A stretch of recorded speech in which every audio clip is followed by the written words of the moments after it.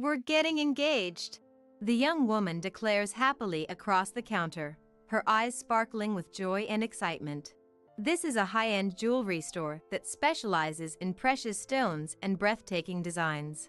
I work here as a sales associate, helping customers find the perfect piece to symbolize their love and commitment. And the man standing next to the woman who just announced their engagement is none other than my husband, Mick. When we first met, I was instantly drawn to Mick's bright smile and reliable demeanor. He had a way of making me feel safe and cherished, and I knew I wanted to spend the rest of my life with him. But about 6 months into our marriage, things started to change. Mick began taking more business trips and working late nights at the office. I tried to be understanding, telling myself that he was just working hard to provide for our future. But deep down, I couldn't shake the feeling that something wasn't right. And then, on this fateful day, my worst fears were confirmed. Mick walked into the very store where I was filling in for a colleague, arm in arm with a young woman I had never seen before. Even though it was just a coincidence, seeing Mick with another woman felt like a punch to the gut. My vision blurred and my heart raced as I tried to process what was happening. An engagement ring? What did this mean? In an instant, all the trust and love I had for Mick, all the happy memories we had shared, they all shattered into a million pieces right before my eyes. "I'm so adored by him," the young woman, who I later learned was named Amos, gushed to me, completely oblivious to the fact that I was Mick's wife. "He calls me multiple times a day, always picks me up and drops me off when we go out, and buys me anything I say I like. I'm so loved, I feel like the luckiest girl in the world." As Amos went on and on about how wonderful Mick was, I couldn't help but think about all the times I had wondered why our savings weren't growing as fast as they should have been, given Mick's salary. Now I knew the answer: he had been lavishing his mistress with gifts and attention, all while neglecting his own wife. Mick, meanwhile, had finally noticed my presence and was shifting uncomfortably from foot to foot, his face twisted into a guilty grimace. Fighting back the urge to scream or cry or both, I somehow managed to plaster on my best customer service smile and speak in an overly cheerful voice. "Is that so? Congratulations! If you're looking for a diamond engagement ring, we have some stunning new designs in this display case over here." Then, I turned to look directly at Mick, my gaze unwavering as I continued. "And for you, sir, I have a special recommendation." When Mick saw what I was holding out to him, the color drained from his face, and his mouth began to tremble. I felt a bitter laugh bubbling up inside me, so different from the fake smile I had been forcing.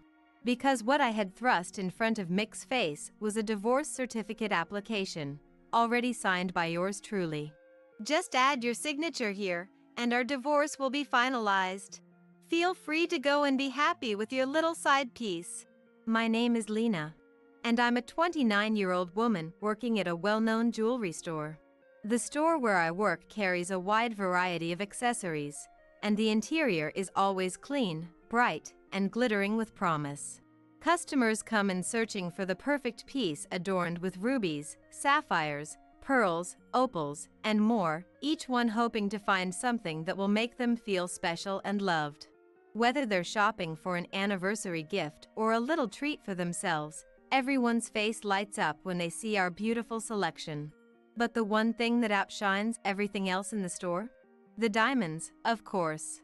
Delicately cut and set into stunning rings, they sparkle and shine from their prime location in the center of the showroom, drawing every eye with their timeless beauty and elegance. And of course, most of the customers who come in to buy these stunning pieces are couples in love or newlyweds, their eyes shining with anticipation and joy. Watching these happy duos choose their perfect symbol of commitment, make their purchase, and walk out hand in hand, their faces glowing with excitement, it's impossible not to feel a swell of vicarious happiness. Selling sparkle and bliss, that's what this job is all about. And I take great pride in what I do. As for my own love life, well, I've always been so captivated by the allure of working in a jewelry store that romance has taken a bit of a back seat. Day after day, I'd watch the lovers and spouses who came into the shop, feeling pangs of longing. But the more I threw myself into my work, the less time I seemed to have for putting myself out there and finding my own special someone. My friend Vanessa, noticing my perpetually single status, decided to take matters into her own hands and set me up with a guy she knew. That guy turned out to be Mick, my future husband. Mick was 6 years older than me and worked in the sales department of an electronics company. I was immediately drawn to his outgoing nature, his way with words, and his perpetually sunny disposition.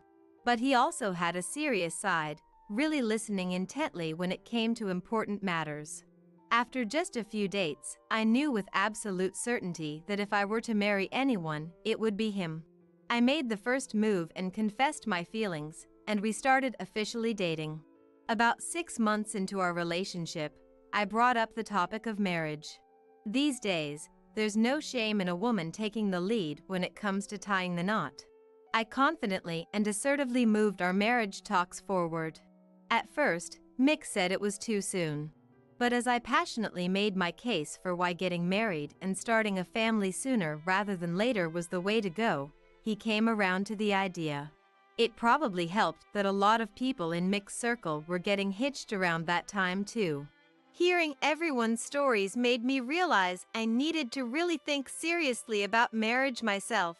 And when I think about our future children, getting married to you now just makes the most sense, he told me. From there, things progressed smoothly, meeting each other's families, making preparations. I had lost my mother to illness when I was too young to remember her, and had been raised by a single father. So when I brought home my husband-to-be, my dad Danny was so overjoyed that he cried until his eyes were red and puffy. "Lena, you've been through so much, growing up without a mother. I was happy enough just seeing you land your dream job and work so hard, but now you've found yourself such a wonderful husband too. I'm so glad I was able to raise you to this point," he said, choking up. Mick and I comforted Danny together, vowing silently to give him even more peace of mind from here on out. Mick's parents were lovely people too, and I hit it off with them right away. My mother-in-law Juliet was so moved by the fact that I worked in a jewelry store. She asked me all about my job and the gems we sold, and I was more than happy to chat with her about it all. The conversation flowed effortlessly. Juliet listened with such empathy as I opened up about my upbringing too. "I think I've gotten the hang of most household tasks, but it's probably just the bare minimum for my dad and I to get by. I'm a bit nervous that there might be a lot I'm lacking when it comes to supporting Mick," I confessed. Juliet just laughed. "You've worked so hard to get to where you are. That's more than enough. And if there's ever anything you're unsure about, just ask me," she said. Throughout our engagement and into our married life, Juliet was always there for me, patiently teaching me the ins and outs of managing a household. When it came to cooking especially, I learned so much from her. How to make a flavorful broth, the best ways to store ingredients, the secrets to a hearty, comforting stew, tips for bringing out the savory goodness in a roasted turkey. And never once did Juliet look down on me or make me feel foolish for the things I didn't know. She always explained everything with such kindness and care. Before I knew it, I had grown to adore her, to trust her like the mother I'd never had. Mick's job in sales kept him busy, but he had a strict policy of not bringing work home. He never did overtime from the house or went out with colleagues on his days off. Thanks to that, whenever Mick was home, he was able to devote his time and attention fully to me. Even after we got married, Mick and I remained as close as ever, chatting and laughing over meals, going on weekend drives and movie dates. He never once complained about my struggles with household chores. In fact, he would even praise the dishes I made while practicing Juliet's recipes. Of course, there were times when things got hectic at work and he'd have to stay late at the office or go on overnight business trips. But having watched my dad work tirelessly to raise me on his own, I actually found Mick's dedication to his job rather reassuring. As much as I missed him, I was more than happy to cheer him on. I had continued working after we married too, and there was something deeply fulfilling about being a couple who both took pride in our careers. It wasn't until about 6 months into our marriage that I started to feel the first stirrings of unease. Mick's job was as demanding as ever, but gradually, his business trips and late nights began to increase in frequency. It used to be that he'd only have to put in extra hours around the end of the month, and overnight trips were limited to once or twice in that same time frame. But now, regardless of the time of month, he was coming home late more often than not, and his travel seemed to have doubled. Thinking there must be some reason for the uptick in his busyness, I asked Mick about it casually, not wanting to read into things. "There's a chance I might be up for a promotion soon. And if I want to make that happen, I need to be delivering bigger results than ever before. Now's the time to really buckle down and prove myself," he explained. It was a story I'd heard plenty of times before, putting in the extra effort at work when a raise or promotion was on the line. And as his wife, of course I was thrilled at the prospect of Mick advancing in his career. I told him as much, assuring him I completely understood and that I'd be rooting for him to clinch that promotion. I even mentioned it to Juliet during one of our regular phone chats. Her response gave me a moment's pause. That boy, for better or worse, isn't really the type to push himself too hard at work, she mused, sounding a bit perplexed. In the end, we both agreed that hopefully things would settle down for him sooner rather than later, and left it at that. But as the next month rolled around with no word of a promotion, I started to worry. I didn't want to nag Mick or make him feel like I was pressuring him about moving up in the company. I was working too, after all, and the last thing I wanted was to come across as some kind of money-grubbing leech. But by that point, Mick was spending nearly every week away from home, and even on the weekdays he was back, he was consistently getting in well past midnight. It felt like he'd all but stopped making time for our marriage. Needless to say, the baby we'd been planning for had yet to make an appearance. We could barely even find a moment to be together as husband and wife, let alone start a family. Is this busy period at work going to last much longer? I'm worried all this overtime might take a toll on your health, I ventured, trying to keep my tone light and casual. Mick barely glanced up from his phone, his fingers tapping away at the screen as he replied distractedly. Yeah, it's probably going to be like this for a while. Our department's been told to really step it up, so we don't get left in the dust by the others. I watched him, waiting for more, but he just kept his eyes glued to that damn device. After a few minutes, he finally pocketed it and turned to me, his voice brusque and businesslike, as if our earlier conversation had never happened. "By the way, I've got another business trip next week. I'll be gone, so just do whatever."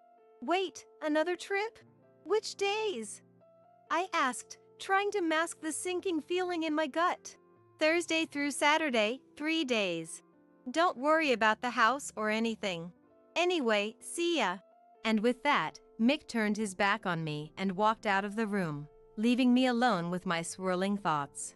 It was true that even when work got hectic, Mick never really complained or expressed dissatisfaction about our home life. There was a stretch when I was so swamped at the store that I let the cleaning slide, but he didn't say a word about it. I used to think that was a sign of his kindness, his understanding. But now, I could see it for what it really was. Not love or compassion, but pure, simple neglect. Did I even matter to Mick at all anymore? How had we gotten to this point? And then there was the thing I hadn't managed to tell him before he walked away. My job required the occasional business trip too, rare as they were. The store I worked for was a nationwide chain, which meant that sometimes, I had to fill in at other locations when they were short-staffed. Usually, it was just the shops in our immediate area trading employees back and forth. But this time, they were in such a bind that I was being sent to a store nearly 2 hours away by car. And as luck would have it, my trip coincided exactly with the dates of Mick's upcoming travel. Given how little he seemed to care about our household these days, I doubted he'd have any objections to me being gone and unable to take care of things. But more than that, there was something about this particular set of trips that left me feeling uneasy. I picked up my phone and fired off a quick message to a certain someone. Their reply came through almost immediately, so I decided to follow up with a call. Then, the next week arrived. I saw Mick off as he left for his alleged business trip, and then promptly set out on my own journey. After a long couple of hours on the road, I was already tired by the time I pulled into the parking lot of my destination store. But work beckoned, so I steeled myself and headed inside. As soon as I entered, a woman caught my eye and waved me over. I waved back, a genuine smile breaking through my exhaustion as I hurried to join her. She worked at this particular branch. We'd actually started at the company around the same time and had gone through training together. Her name was Vanessa. When I found out I'd be traveling here, I'd reached out to see if we might be on the same shift. And on the very day Mick had informed me of his own upcoming trip, it was Vanessa I'd called up to discuss a hunch that had been nagging at the back of my mind. Vanessa wasn't just a colleague, she was a true confidant, the kind of irreplaceable best friend you could turn to for advice and heart-to-hearts about anything and everything. "Thank you so much for making the trip out here," she said, her warm smile radiating genuine affection. "Of course. I'm so happy we get to work together. Here's to the next 3 days." I grinned back, feeling a surge of gratitude for her steadfast presence in my life. With our little reunion complete, we both set about tackling our respective tasks for the day. Since we worked for the same brand, the day-to-day operations were pretty much identical from store to store. Whenever I hit a snag or had a question, Vanessa was right there to guide me through it, and I soon found myself settling into a comfortable rhythm. It was early afternoon when it happened. I was holed up in the employee lounge, plugging away at some paperwork, when I heard the electronic chime that signaled a new customer had entered the store. Out on the sales floor, I could hear Vanessa's muffled voice as she greeted the newcomer with a polite, "Welcome to our store, sir. How may I assist you today?" Call it force of habit, but I found myself rising from my chair and edging closer to the door, curious to catch a glimpse of our latest patron. As I peered out from my hidden vantage point, I felt the blood drain from my face, my breath catching in my throat. Because there, standing mere feet away from my unsuspecting best friend, was none other than my very own husband, Mick. What in the world was he doing here? It was the middle of the day, shouldn't he be at work? No. It couldn't be. There was no way his business trip just happened to coincide with my own in both timing and destination. And yet, the proof was right there in front of me, clear as day. The man standing in the middle of that showroom, looking entirely too casual and carefree to be on the clock, was undoubtedly my spouse. But if he wasn't here for work, then what exactly was he up to? I was just about to step out and confront him directly when the chime sounded again, heralding the arrival of another customer. A young woman, probably in her early 20s at most, came bounding into the store with a giddy smile, making a beeline straight for Mick. "Hey, no fair going in without me." The young woman, oblivious to Mick's frozen state, looped her arm through his, pressing herself against him with a familiarity that made my stomach churn. She chattered away, her words lost to me as I stood there, rooted to the spot, my mind reeling. What the hell was happening right now? Who was this girl, this brazen hussy, clinging to my husband like she owned him? Vanessa, my best friend, the one who had been there on my wedding day. There was no way she didn't recognize the man who had just walked into our store.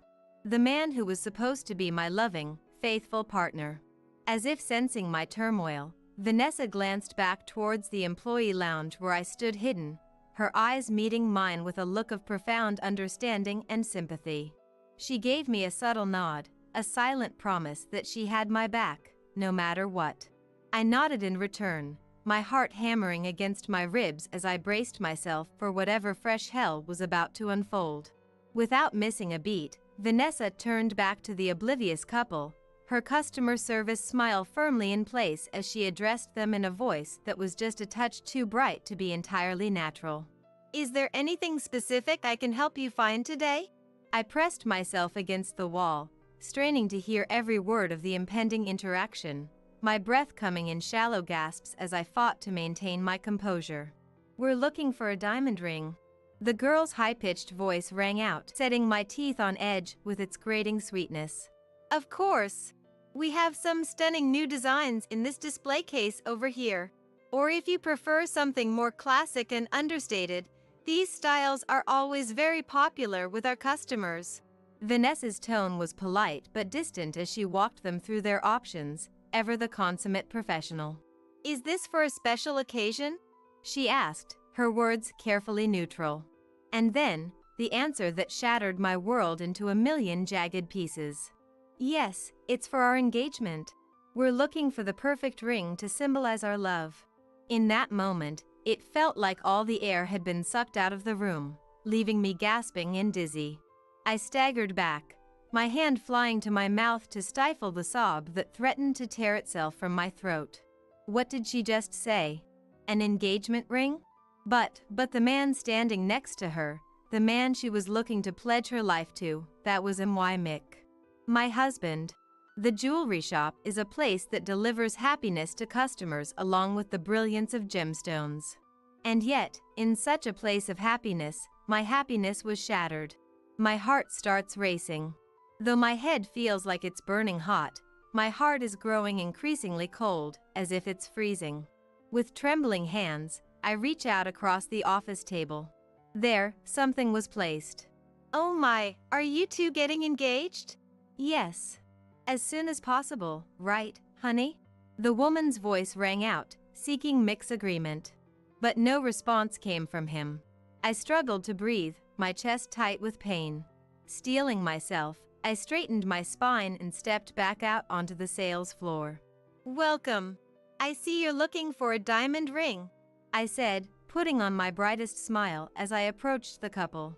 Mick's eyes widened in shock at my sudden appearance, his face turning a sickly shade of pale as he began to tremble.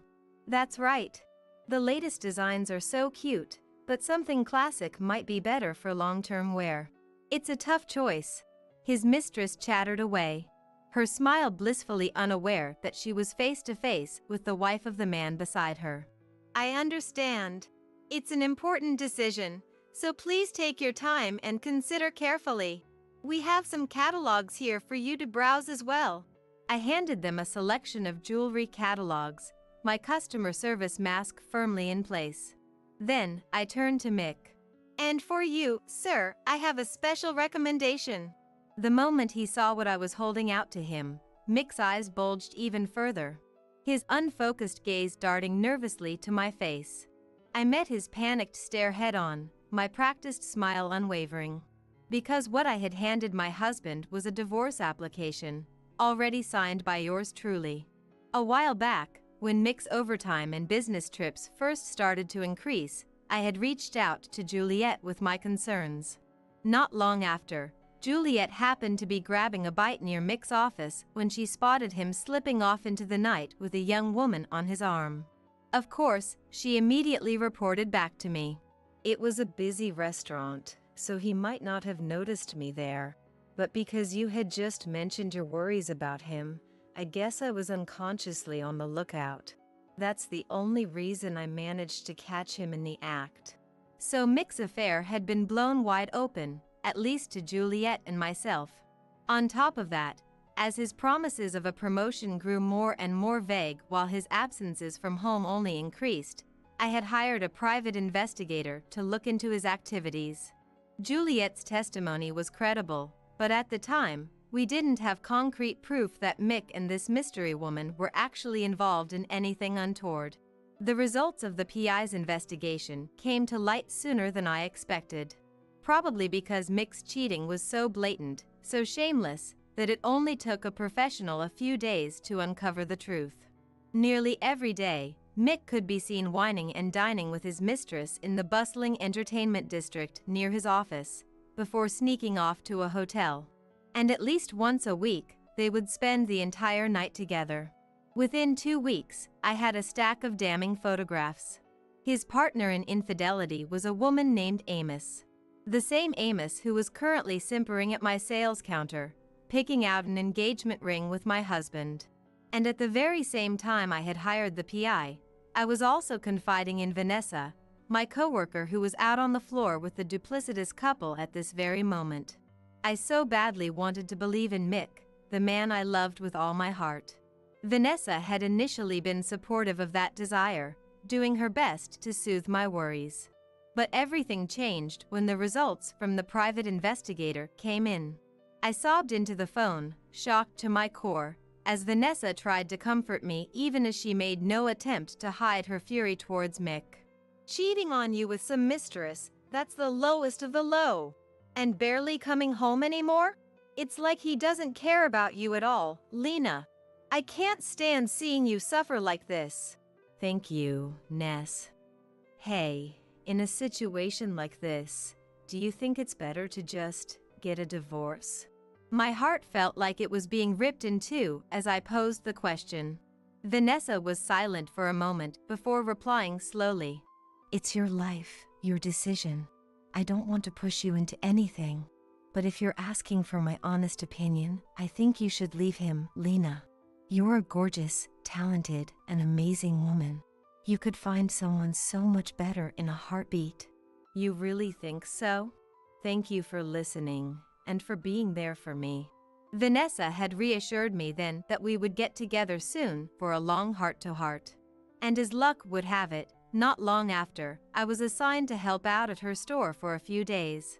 Since Mick never told me where his supposed business trips were taking him, running into him here had been a complete coincidence. But it seemed my best friend had been looking out for me, because somehow, she had gotten her hands on divorce papers. During our lunch break, Vanessa had handed me the documents with an apologetic smile. I'm so sorry for jumping the gun like this. I know getting divorced is a huge, scary step. It has to be your choice, Lena. I just wanted you to have these, in case you ever felt ready to use them. Even after learning of Mick's infidelity, I hadn't been able to bring myself to initiate a divorce. I had married him with such dreams of a perfect future together. Vanessa must have sensed my hesitation and taken it upon herself to get the paperwork in order, giving me the power to make the final call. I never would have guessed I'd be using those papers so soon. But seeing Mick with Amos, watching their betrayal play out right in front of me, it had crystallized my resolve. So while Vanessa kept the duplicitous pair distracted, I had hastily scrawled my signature on the divorce application and strode out to confront my cheating husband head-on. What the hell is this? Mick stammered, his face draining of color as he began to tremble. He was wearing a suit I had picked out for him, his hair styled to perfection. All for Amos. The sight of it made my skin crawl with revulsion. But I kept my customer service smile firmly in place as I addressed him. Is there something about this particular item that interests you, sir? I'd be more than happy to discuss the details with you in private. Right this way, please. And with that, I ushered Mick and Amos into the back office. Mick was visibly uneasy, his head bowed and his steps heavy as he followed me. Amos, on the other hand, seemed blissfully unaware of the situation, her brow furrowed in confusion even as a smile played on her lips. I gestured for them to take a seat, then fixed Mick with a steely gaze. Who is this woman? And what's this about an engagement ring? I've had my suspicions about your recent behavior, but I never thought I'd stumble upon such blatant evidence of your cheating. Well, this clinches it. I need you to sign these papers, Mick. I was no longer wearing the mask of a smiling saleswoman, but the face of a wife confronting her husband's infidelity. Mick shook his head vehemently, his lips trembling. What the hell are you talking about? Divorce papers? I just happened to stop by this store for work. This woman is just a colleague here on business. Accusing me of cheating based on that? You're way out of line. His composure slipping, Mick tried to cover his tracks with angry bluster. I'm not out of line at all. I have even more evidence of your affair with Amos. I started to retort, but Amos cut me off. Wait, are you his wife? Oh my God, what a crazy coincidence. Wow, you look kind of old and tired, huh? Amos flashed me a smug grin, clearly relishing the chance to throw me off balance as she prattled on. I know this must sting, but we're seriously so in love. He calls and texts me constantly, always picks me up and drops me off when we go out, buys me anything I even hint at wanting. I'm totally spoiled rotten. He worships the ground I walk on. She gushed about how adored she was, her voice dripping with self-satisfaction. I could only glare at her in disgust and disbelief. Mick shifted uncomfortably, his expression strained. You know how men only truly adore one woman in their whole life? Obviously, he's going to choose a young, sweet thing like me over some near-30 hag. Wait, just wait a minute. Mick interrupted his gloating mistress, his voice raised. Lena, hang on, she's got it all wrong. She's just a junior colleague, tagging along for sales calls, that's it. I met his desperate excuses with cool detachment. Is it normal for your job to involve taking new hires to jewelry stores on sales runs? Mick sputtered, at a loss for words. He might think I was hitting below the belt, but I was only stating the obvious. His brow furrowed, his face crumpling as if he might cry. But his wounded act only fueled my anger. I was the one who deserved to be in tears right now. It was a momentary lapse in judgment. She's a new hire, so naive and cute. But I swear, it ends now. Marriage is completely off the table. Please, I'm begging you, forgive me. Mick braced his hands on the desk and bowed his head in a deep, pleading apology. Amos's eyes went wide with shock. What? What are you saying? You told me you were going to divorce her and marry me. You shut your mouth. Mick snapped at her, making her flinch back in fear. I watched their back and forth, my expression unchanging as I shook my head. Trying to backpedal now is pointless. I can't trust a word you say. And even if you did end things with Amos, the fact remains that you've been neglecting our marriage to carry on this affair for who knows how long. I can't stay with you after that. Let's get divorced today. Go on, sign the papers. Now. You can't expect me to just sign something like that out of the blue. Why are you two even fighting? Mick says he loves me the most. Mick refused to sign, and Amos chimed in once again. Let me make this crystal clear. I have evidence of all your indiscretions from a private investigator, and Juliet knows everything too. Don't think you can wriggle your way out of this. Divorce is your only option. If you won't sign, I'll take you to court. With that, I folded the divorce papers and shoved them forcefully into Mick's pocket. Seizing the opportunity, Mick grabbed my arm in a vice-like grip. Don't do anything crazy. I said I'll make things right, that I'm breaking it off with her. You're hurting me, let go. And stop making a scene in the store. As we grappled, Amos inserted herself into the fray once more. Why are you leaving me? What's so great about your old hag of a wife? 1 minute he was piling on the excuses, the next he was petulantly refusing to divorce. And every time we tried to talk, Amos would interrupt to brag about her relationship with Mick. Nothing we said seemed to get through to either of them. Seeing me at my wit's end, Vanessa picked up the store phone. She quickly called security, probably sensing the danger as Mick put his hands on me. Within minutes, both Mick and his mistress were being dragged out of the store by security guards. Mick looked disgruntled to the very end, but he had brought this on himself with his cheating. It was all his own fault. That was rough. But you were so brave, standing up for yourself and declaring you want a divorce. Inside the store, which had regained its former peace and quiet, Vanessa smiled at me. No, in the end, I'm partly to blame for causing a disturbance. I'm sorry for the trouble I've caused the store. And thank you for having those divorce papers ready. I've been carrying them around because I was worried about you. The choice is yours, but I just want you to be happier. Nodding, I felt tears spring to my eyes. I had a best friend rooting for me. Juliet and my own father were watching over me too. I resolved then and there that I wouldn't let this break me, that I'd find happiness on my own terms. And when I returned home after finishing my stint at the other store, it seemed Mick had beaten me there.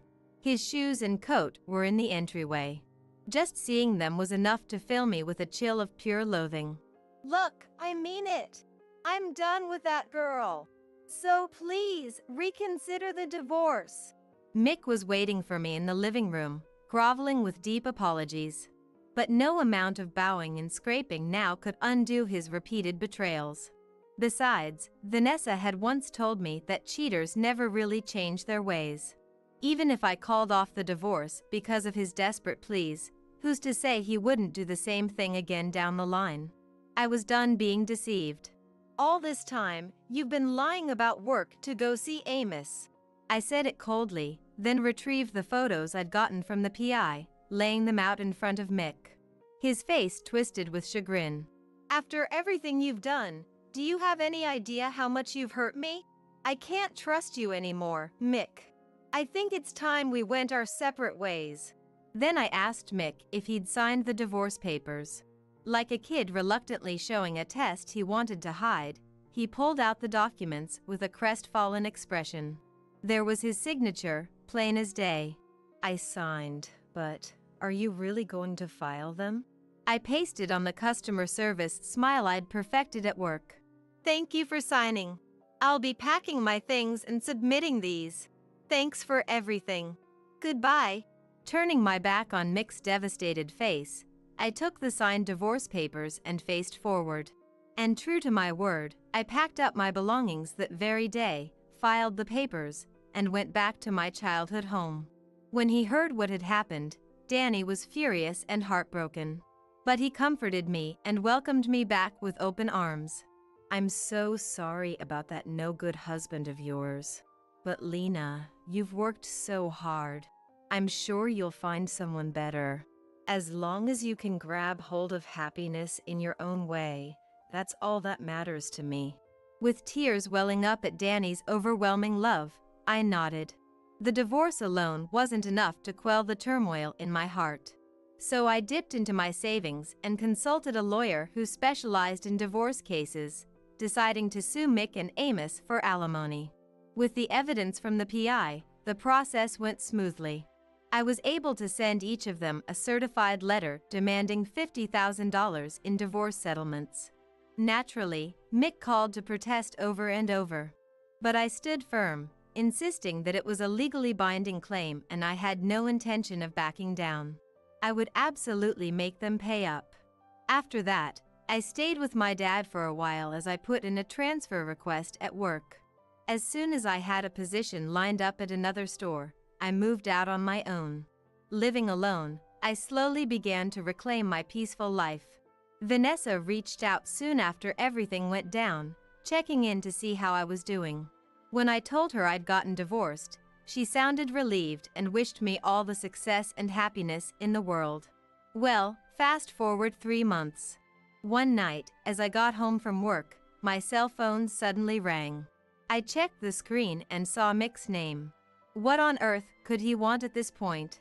I stared at the screen for a while, debating whether to ignore the call. But when it just kept ringing and ringing, I finally gave in and answered. Hey, you have to do something.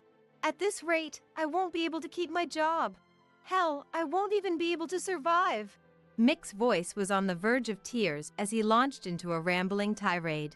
It seemed that after the alimony payments and the credit card bills he'd let pile up, his debt had ballooned out of control. And now that he couldn't lavish gifts on Amos like before, she'd apparently given up on him too. To make matters worse, because Amos was his junior at the company, the whole office had witnessed his pathetic display when I confronted him with the divorce papers. And once Amos realized Mick was broke, she turned on him, spreading all kinds of rumors around work. Like I went on a sales call with him to learn the ropes and he forcibly dragged me to a hotel, or I heard he's been hitting on every new female hire he can get his hands on. Thanks to that, He was constantly getting dirty looks from his coworkers. Forget a promotion, he was about to be stripped of the accounts he'd been managing. It was no surprise Mick was strapped for cash. The truth was, even though Mick was just a regular salesman, I actually made more than him working at the jewelry store. After we got married, we split the living expenses 50-50ths. But big purchases like furniture or the cost of the wedding itself came out of my savings, or Danny would chip in because he wanted to support us. Still, if he'd budgeted carefully, Mick should have been able to build up some savings of his own. But he had a weakness for women and a spending problem, always buying Amos designer bags and jewelry on a whim. When that wasn't enough, he started supplementing with credit cards. But he couldn't keep up with the payments. Throw in the alimony from the divorce settlement, and his debt just kept growing.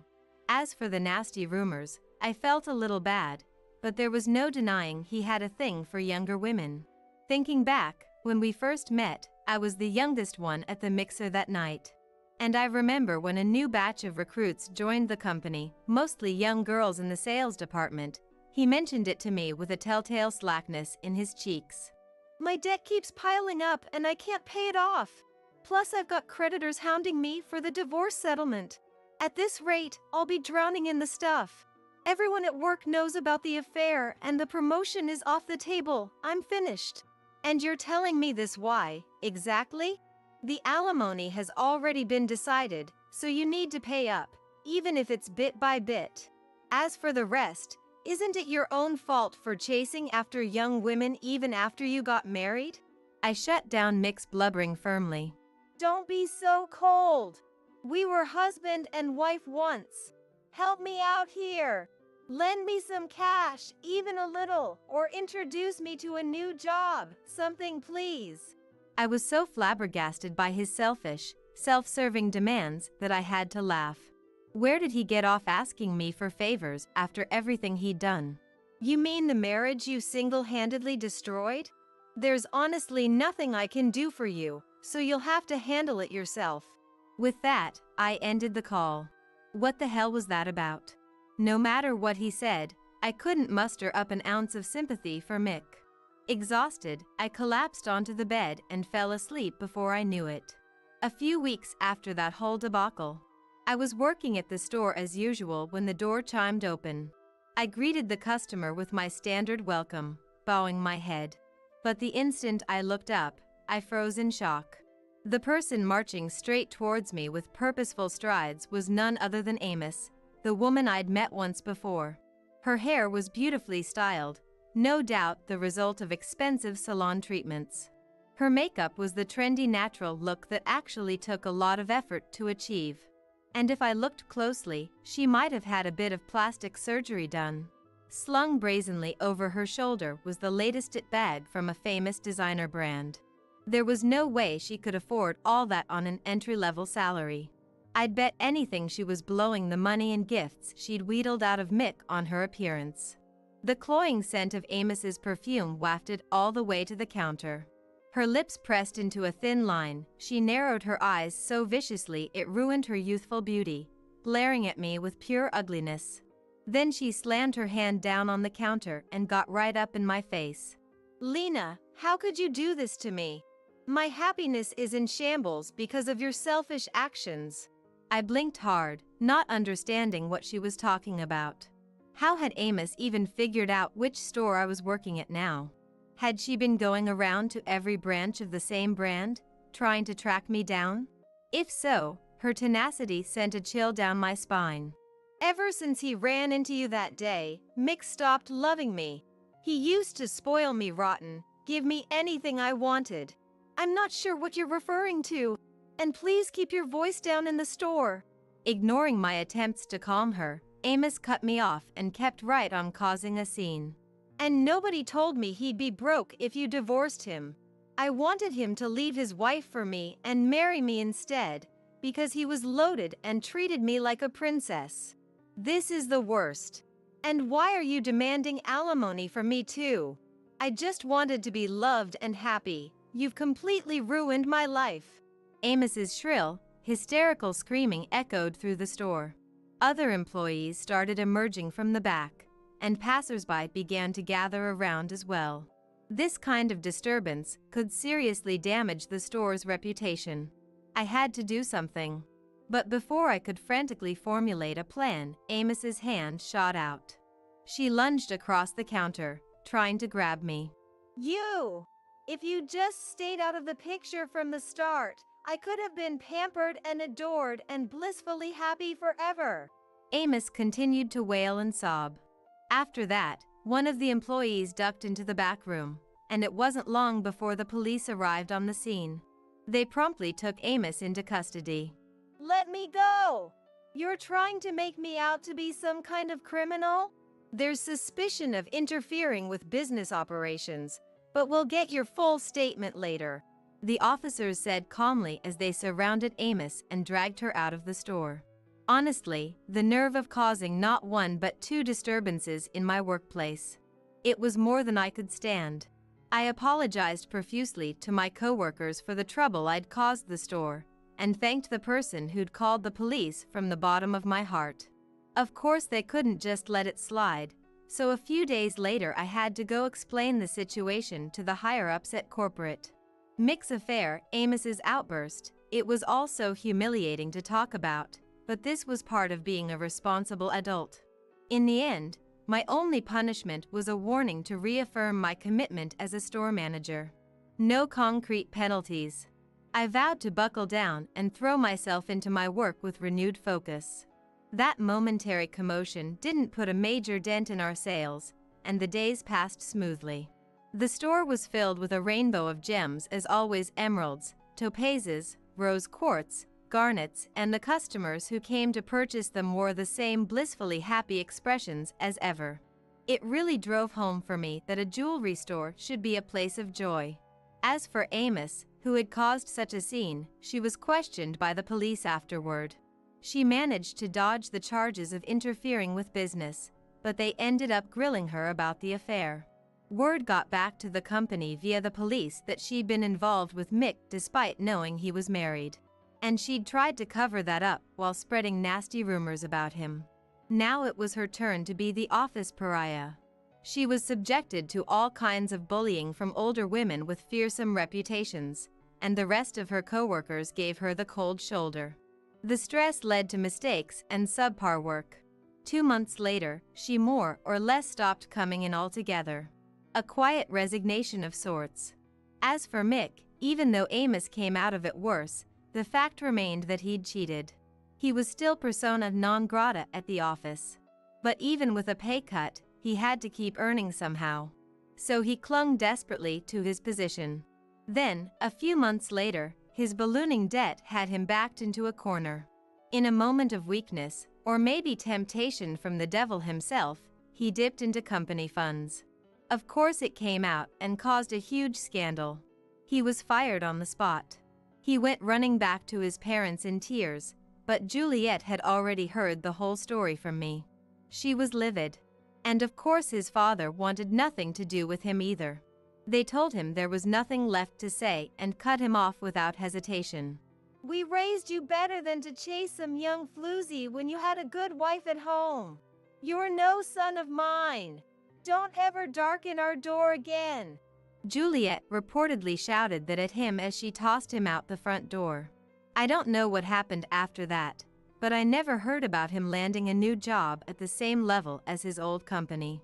Last I heard, he was scraping by with part-time work while slowly paying off his debts and divorce settlement.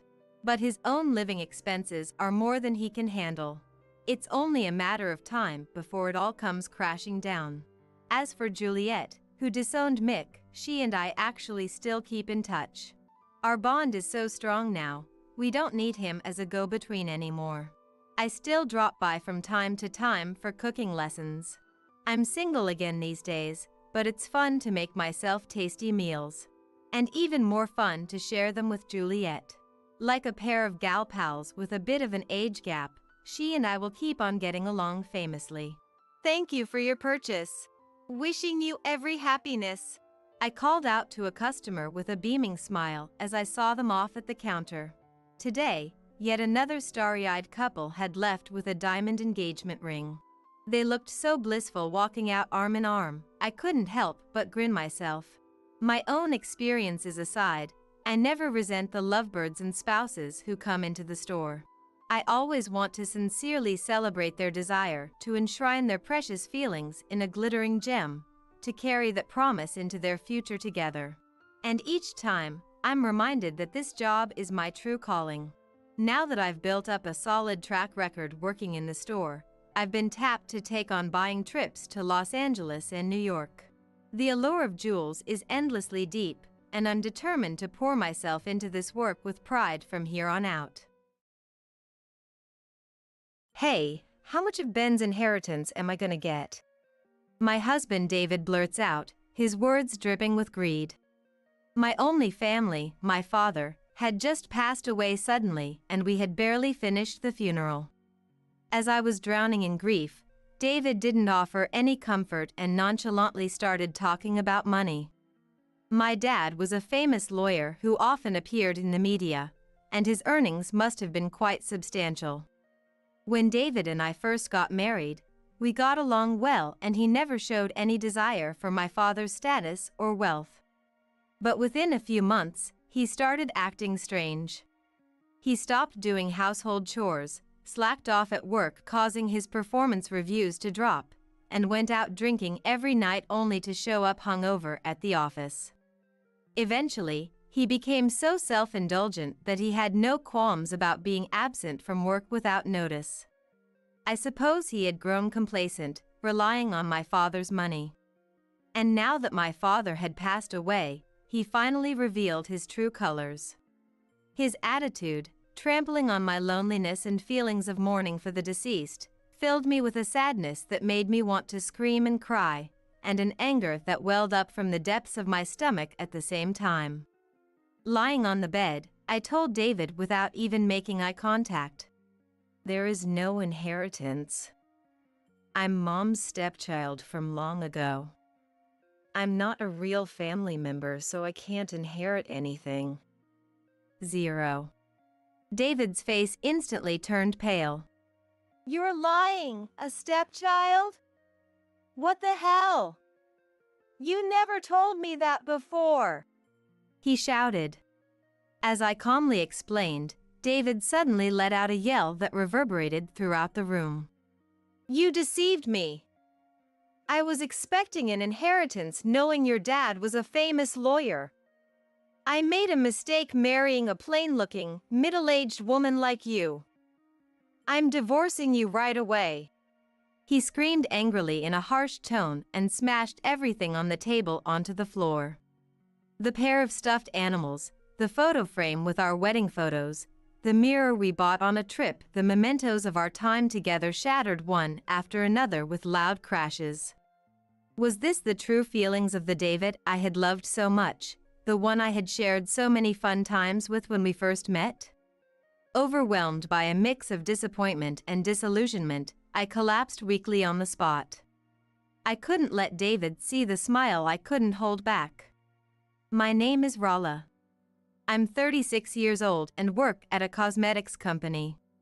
My husband's name is David. He's 5 years younger than me, and we met at a foreign language school we were attending at the time. Both David and I work in sales at different companies, and we were studying languages again to keep up with the recent globalization. My father is a famous lawyer who often appears in the media, known as the go-to attorney that everyone wants to consult with. Of course, his sales and assets seem to be quite substantial. We keep our family out of the media spotlight, so my existence isn't widely known to the public, but it still gets around to those around us. The neighbors, acquaintances, friends, and people at work often said various things about my father. With my father being wealthy, many people mistakenly assumed I was financially well off too and would approach me for money. By my 20s, I was already fed up with that situation. I had a few boyfriends, but in the end, everyone was after my father's assets. As soon as we got a little closer, they would say things like wanting me to introduce them to my father or assuming he would support us if we got married. They were all counting on my father's money, and each time I broke up with them, everyone only cared about my father. No one truly saw me for who I am. David, who approached me persistently when I was emotionally unstable, always talked about foreign language lessons and everyday life. Even when I gave in to his enthusiastic invitations and went on a few dates, the topic of my father never came up, and he acted normal when we talked about each other's family. Maybe David didn't know about my father. David always seemed to genuinely enjoy talking with me. We would eat at affordable restaurants, go to theme parks together, and spend carefree days like a normal couple. I have so much fun just being with you, Rala. Seeing you smile next to me makes me feel happy. I really respect how you never slack off in your work, hobbies, or self-improvement. David said to me as we ate delivery pizza together in his room. I want to keep enjoying lots of things together with you. If it's okay, will you be my girlfriend? After slowly opening up to David through our dates, his words made my heart feel warm. This person truly sees me for who I am. With him, we can support each other in life. Tears welled up in my eyes and the pizza in my mouth suddenly tasted salty, yet somehow sweet. Thank you. I'm so happy when I'm with you too, David. I'm looking forward to our future together, I replied. David lovingly supported my back as tears streamed down my face. He never counted on my money to take me to fancy restaurants or eagerly wanted to visit my family's house as if appraising it. The ordinary happiness of eating simple home-cooked meals or delivery pizza in our small rooms had finally come to me too. Filled with a sense of security, I couldn't help but hug David. And so, we continued dating smoothly, but even during that time, David never showed any interest in my family's house. After about 3 years of a normal relationship, we decided to get engaged. If we were going to get married, we had to introduce each other to our parents. I was quite nervous about inviting David to my family's house. Since David didn't seem to know about my father, I was a little scared that he might be surprised and run away. When my father appeared and introduced himself to us as we waited in the living room, David was utterly shocked. Wait, are you the lawyer who's on TV every week, the one everyone wants to consult with? David asked in astonishment. My father let out a hearty laugh at David's surprised reaction. Yes, I am that lawyer. You're the first person to date my daughter and make it this far without knowing. I'm quite surprised myself, he said, still chuckling. David apologetically expressed his regret to my father, who was still laughing after saying that. I'm sorry. I was being absent-minded. I didn't properly ask Rala either. The truth is, I haven't been taking her to nice places for our dates. I've been very rude to both Rala and you. I'm terribly sorry. David continued to apologize. My father, still smiling, said to him, It's all right. You're marrying my daughter, not me. My daughter's life is her own. You don't need to worry about me at all. The best thing is for you two to support each other in a life where you can both feel happiness. My father's demeanor was calm yet dignified, making us feel the depth of his life experience and character as a lawyer who had handled various difficult cases and also worked extensively in the media. Moved by my father's words, David straightened his back, his eyes shining. Yes. I may never be able to achieve as much as you. And I may be younger and unreliable, but I'll do my best to make Rala happy. My father warmly watched over us. A few months later, we were able to hold our wedding ceremony and officially register our marriage without any issues. Some relatives remarked that the scale of the wedding was small for the daughter of a famous lawyer, but it was based on my and David's wish to have a lovely ceremony with just close family.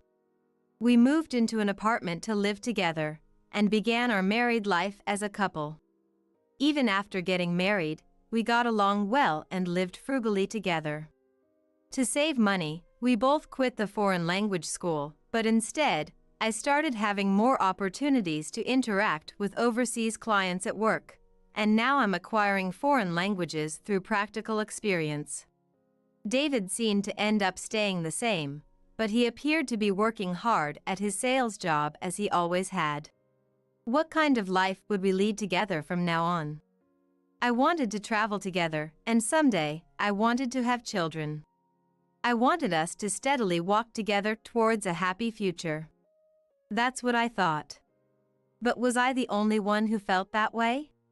A few months after our marriage, gradual changes started to appear in David's attitude. At first, he would help with household chores in the evenings and on days off, but recently, he won't even take care of himself, let alone do chores. Clothes left strewn about, dishes he ate from abandoned on the table. When he noticed we were out of daily necessities, he used to take the initiative to go buy them, but lately, he just roughly orders me around, saying things like, "We're out of milk." And what made me doubt my eyes the most was how his spending had become more extravagant. Before, he would invest in himself by going to foreign language school, but he wasn't the type to splurge on food or entertainment. Just as he had told my father, when we went out, he often chose affordable restaurants. That's why I was especially happy when he splurged a little for our anniversary. But now, even when it's not our anniversary, he casually buys expensive brand name watches and nonchalantly makes reservations at 3-star restaurants I've never even been to, saying he's going out drinking with friends. It was so egregious that I asked him, "I understand wanting to splurge, but is our money situation okay?" He brushed me off, saying things like, "I'm married now, so I have to do at least this much to keep up appearances." Even when I cautioned him, "We need to increase our savings for when we have children in the future, so it's problematic if you splurge on your own too much," he responded irresponsibly with, "It'll be fine. We'll manage somehow." Around the time I was fed up with David's carelessness, the bonus season arrived. There wasn't a big change in my bonus, and if anything, it had gone up a little, perhaps because my daily efforts were recognized. The problem was with David, the numbers on his bonus statement had decreased by a digit. Even David looked a bit dissatisfied about this, and when I asked, "It's been reduced to about 1/3 of last time," he said. I hadn't heard anything about the performance of David's company or industry significantly dropping. It was clear that the assessment was due to issues with David himself. "Come to think of it, you've been going out drinking late into the night a lot recently. There were times when you went to work hungover from drinking too much, and you overslept enough to be late to the office a few times, right? Could it be that those things piled up and affected your work?" I asked, choosing my words a bit carefully. It seemed that David's work ethic had become sloppy since we got married. From his daily attitude, his stance towards work naturally became apparent. I couldn't believe that David, who was constantly playing around and being late, could produce results at his company. "Is that so?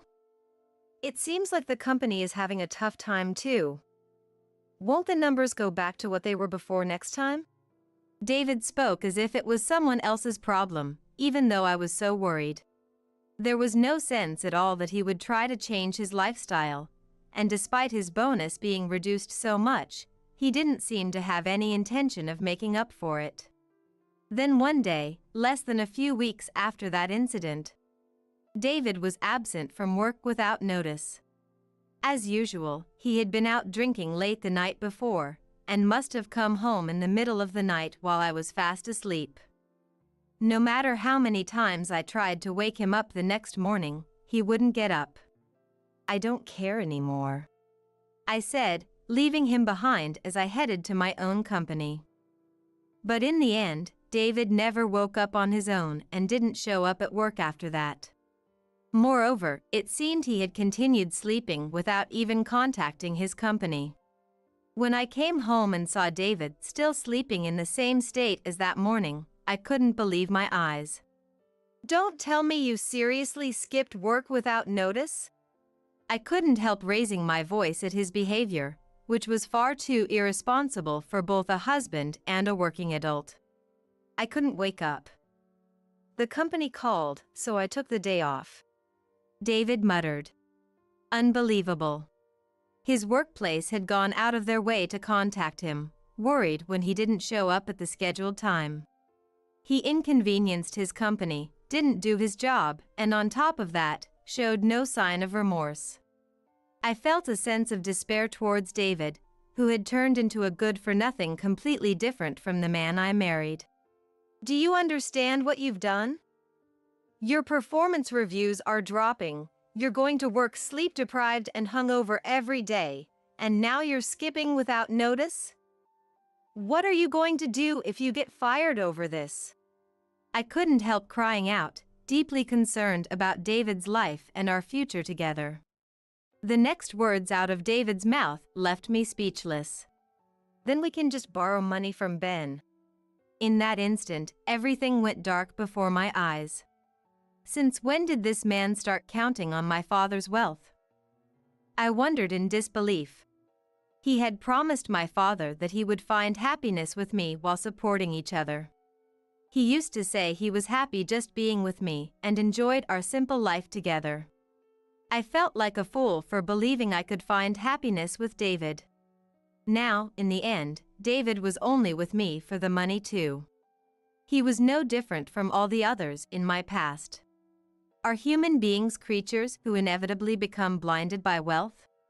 Then was it a mistake to introduce him to my father before the wedding? Disappointment, regret, disillusionment, sadness, various emotions swirled within me. If things continue this way, I might have to consider divorce, I realized grimly. Even after that, David didn't change his attitude. Although he stopped skipping work without notice after apparently receiving a stern warning from his company, he never quit his flashy nighttime entertainment or wasteful spending. When he started showing an unbelievable level of frivolous spending, like impulsively buying expensive brand-name shoes and bags without much thought, I even felt a sense of dread thinking about what would become of David in the future. Anxious about my own life, several months ended up passing just like that. And then one day, my father suddenly passed away. It wasn't an accident or incident, but a sudden death from illness. Of course, my father's business associates and the media made a huge commotion, and those around him suddenly became very busy. Having lost my mother long ago and with no siblings, my father was my only family. Until the funeral was over, I was far too busy to even have time to cry, but when everything was finally done, a sense of loss and sadness washed over me. My father, who had single-handedly raised me while juggling his main job and media work, was always calm, wise, and the object of my utmost respect. Even when I felt like giving up during my college entrance exams or job hunting, my father's attitude of never shying away from effort and learning in anything encouraged me and helped me overcome those challenges. He was only 66 years old, far too young to pass away. As I was grieving alone in my room, David barged in without even knocking. I knew that David had barely helped with the funeral arrangements, idly fiddling with his smartphone in a corner the whole time while I was busy handling all the various preparations and correspondence. Having already given up on David after everything that had happened, I didn't even feel like scolding him in that moment. As I crouched by the bed, clinging to it and crying, David stood over me without even bothering to crouch down and meet my eyes. "Hey, how much inheritance is there?" he asked. It all comes down to money in the end, I thought, disgusted. As I remained silent, not even bothering to respond to his words, David stepped closer and raised his voice. "How much is there? With how much he earned, there must be a ton of money left, right?" You're his only living relative, so you'll get the inheritance, yeah? He was grinning repulsively, even though his wife's father had just passed away. It seemed that now that my father was gone, David thought he had become a multimillionaire overnight. Lazing around without working while splurging extravagantly, that self-indulgent lifestyle dangled right in front of him, and his face looked so vulgar, as if he was about to start drooling. I even felt a sense of revulsion. Lying on the bed, I told David without even making eye contact. There is no inheritance. David immediately shouted. That's impossible! He died suddenly, so there's no way he used it all up. That's not it. I'm the stepchild of my long-deceased mother. I'm not his real family, so I can't inherit anything. It's zero. Just as I told David now, I have no blood relation to the father I respected so much. This was part of the reason why my father never revealed his family to the media. You're lying, a stepchild? What the hell? You never told me that before, he shouted. It's true that he raised me until I became an adult and that we cherished each other, and since Mom passed away long ago, I just thought there was no need to specifically mention it. I had nothing more to say to David. Instead of telling him to get out, I sighed. Suddenly, David let out a yell loud enough to echo throughout the room. You deceived me! Why do you think I've been sucking up to Ben all this time? Give me back these past few years! What? For a moment, I thought my heart would stop. What did he just say? Before I could even ask, David flew into a rage and smashed everything on the table onto the floor. The pair of stuffed animals, the photo frame holding our wedding photos, the mirror we bought on a trip, the mementos of our time together shattered one after another with loud crashes.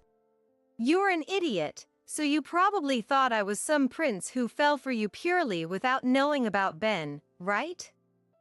It was all an act. There was someone in the same class as me at the foreign language school who recognized your face right away and secretly told me everything. They said there must be a ton of guys coming after you for Ben's money, so if I pretended not to know and put on a pure love act, you'd fall for it immediately. I couldn't believe it.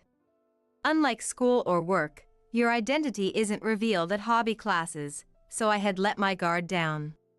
Since no one had ever mentioned anything about me in the foreign language class, I truly believed that David had come to like me without knowing about my father. David had just accused me of deceiving him, but I was the one who had been deceived. David clicked his tongue loudly. What are you gonna do about this? You've ruined my whole life plan. I desperately acted like a good guy for 3 years thinking I'd get my hands on that inheritance. Otherwise, who'd bother with a plain-looking, middle-aged woman like you? As soon as he revealed his true colors, he started saying whatever he wanted. My disappointment had already reached its limit, and I didn't have the energy to strongly argue back. I just felt my heart grow cold.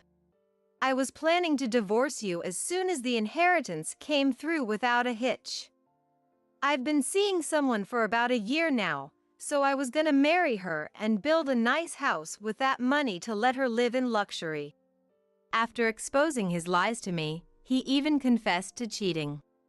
I couldn't help but react to this. I raised my face, widened my eyes, and stared intently at David. What did you just say? A year ago? Wasn't that around the time we decided to get married? That's right. It was just about a year ago that I had accepted David's proposal and gone to report it to my father. Don't tell me you cheated because our marriage was decided? That's right. If I'm gonna be with someone, of course I want a young, pretty girl. There was someone I'd had my eye on for a while. But cute girls cost money, you know? I couldn't afford to date her on my salary. So I somehow managed to secure this marriage with you. What a perfect plan. David and his petty desires had been using both me and my father all along. When David went out drinking with his friends and colleagues, was he actually spending most of that time on dates with his mistress? My heart pounded loudly with anger. My fingertips grew hot and started to tremble. This was a real waste. If you don't have money, I have no use for you. I'm divorcing you right away. David spat out. I quietly told him, facing his direction. Of course. I'd refuse to be with someone who deceived us the whole time and even cheated. Let's get divorced quickly. And since you cheated, I'll be seeking compensation too. Perhaps triggered by the mention of monetary compensation, David, who had seemed to calm down after saying his piece, began to fly into a rage again. Compensation? I should be the one getting that from you. I'm the one who was deceived this whole time. And do you even have any proof of cheating to show a lawyer? Photos? Recordings? You don't have anything, do you? David taunted. Even as I felt my anger about to explode from his provocation, I tried my best to speak calmly. You're right. It would be difficult to get compensation without evidence. Then I won't seek compensation. There's no inheritance, so we can't divide assets either. Just promise that from now on, you won't have anything to do with me or my family. That's enough. David then said with emotionless eyes. Yeah, that's fine. I don't ever want to be involved with you again either. With just those words, he left the room, deliberately slamming the door hard to make a loud noise as he went. A few days later, after getting David to sign the divorce papers and the written oath he had mentioned the day before about never involving himself with me again, we got divorced. Having lost both my father and David in a matter of days, I returned to my family home feeling empty inside. My father's presence still lingered in the room he had been living in until recently, and I cried there once more. After that, I returned to work and began to get used to living alone in my family home, and a peaceful life gradually started to come back. Then, about 2 weeks later, my smartphone started ringing incessantly all day long. At work, I put it on silent mode and kept it in my locker to avoid disturbing others, but it was the same situation at home, so it was unbearably disruptive to my life. The caller was David every time. I had ignored it for several days, but it was so persistent that I decided to answer just once. If I listened to what he had to say one time, these persistent calls would probably stop. The moment I pressed the call button, David started yelling in a harsh tone from the other end of the line. You! How dare you lie to me back then? There was an inheritance after all, wasn't there? Why didn't you give it to me? His shouting was so unpleasant that I reflexively pulled the receiver away from my ear. The TV in my room happened to be showing the news, and I watched it. It was a story about how the recently deceased father's relatives had donated his sizable estate entirely to non-profit organizations. David had probably seen this news, learned that there actually was an inheritance, and was now in a rage. There was actually a small lie in the story about not having an inheritance I could inherit due to lack of blood relation. It was true that I was my mother's child from a previous marriage and had no blood relation to my father, but when my parents remarried, I was still in elementary school and they had legally adopted me. And my father, a popular lawyer, had prepared a will just in case something happened, which stated that I would inherit his entire estate. Of course, since a lawyer had drawn it up, it was legally airtight. When my father passed away, David was already living a lazy life of wastefulness. So I had kept quiet, thinking that if I revealed the existence of the inheritance, he would spend it all without working. And what the hell is up with that amount? $2 million? With that money, you'd never have to worry about living expenses again. Why did you keep quiet about it? You idiot.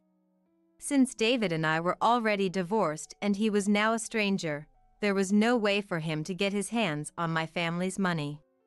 David seemed to have his blood boiling from the shock and frustration of losing his chance to get his hands on a large sum of money. That's exactly what I'm talking about. I don't want to give even a single cent to someone who obsesses over other people's money despite not even working hard himself, I said firmly. David let out a pathetic sound from the other end of the line. Did you really donate it all? Didn't you keep even a little for yourself? I was actually impressed by how bad he was at giving up as I answered. I really donated the entire amount, not even a cent left. Dad's money is no longer in our possession. Then I heard a blatant tongue click from the other end of the receiver. You really are an idiot. Why the hell would you donate it? If you had kept it for yourself, you could have had a good life. I made the right call divorcing a stupid woman like you. With those parting words, David hung up the phone unilaterally. Finally feeling calm, I blocked David's number. After that, David apparently went out drinking every day, shocked that the inheritance he was counting on from his ex-wife's father was completely gone. Of course, his work attitude and performance at the company worsened even further.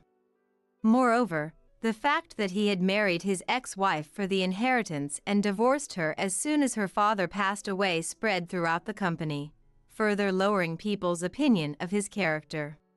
Meanwhile, when I tried using social media to look for David's mistress, I quickly found her personal account. It seemed David had been quite generous with her, counting on my father's inheritance, but now that it was all gone, he couldn't even put on a good face for her anymore. The guy I was dating got divorced, but lately he keeps saying he has no money, so the presents and dinners have completely stopped. I was dating him because I thought he'd let me live in luxury, but now I'm thinking of breaking up. Read a post by his mistress. Seeing that, I held my aching head. If David was after my father's money, it seemed his mistress was after David's money. They were all just a bunch of greedy, classless jerks. I closed that page with a straight face, deciding never to look at it again. About 3 weeks after my last phone call with David, an unexpected visitor came to my company one day. An employee in charge of the reception called for me with a troubled look, so I followed them to the hallway where David was waiting, looking much more haggard than before. "What are you thinking, coming to my workplace?" I asked. David looked at me with a fawning gaze, laughing. "I was thinking after that. When my bonus went down, yours went up, right? So even if you don't have Ben's inheritance, you must have your own savings, yeah?" I was shocked, never expecting him to bring up my money.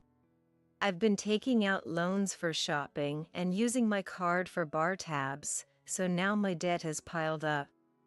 At this rate, it's going to affect my life. I want you to help me out a little. Come on, please?" David pleaded. Just when I thought he had finally given up on my father's inheritance, now he was coming to demand my savings. I felt so dizzy from his outrageous nerve that I nearly collapsed on the spot. "Of course not," I declared. "Every time you look at someone, it's money, money, money. I'm so sick of it. If you want money that badly, then work hard, save up, and make your own money." Don't make such a scary face. You're really not cute at all. Want me to tell you how much debt I'm in? $20,000. Even the woman I was going to marry dumped me recently, saying I'm too stingy. I've hit rock bottom. Can't you help me out a little? David persisted with a pathetic look on his face. Having lost both money and women, His sulking figure was simply pathetic and ugly. You selfishly counted on my family and racked up debt on your own, right? Deal with it yourself. You're really being a nuisance, so leave right now. Hearing our raised voices, employees and security guards started gathering around us.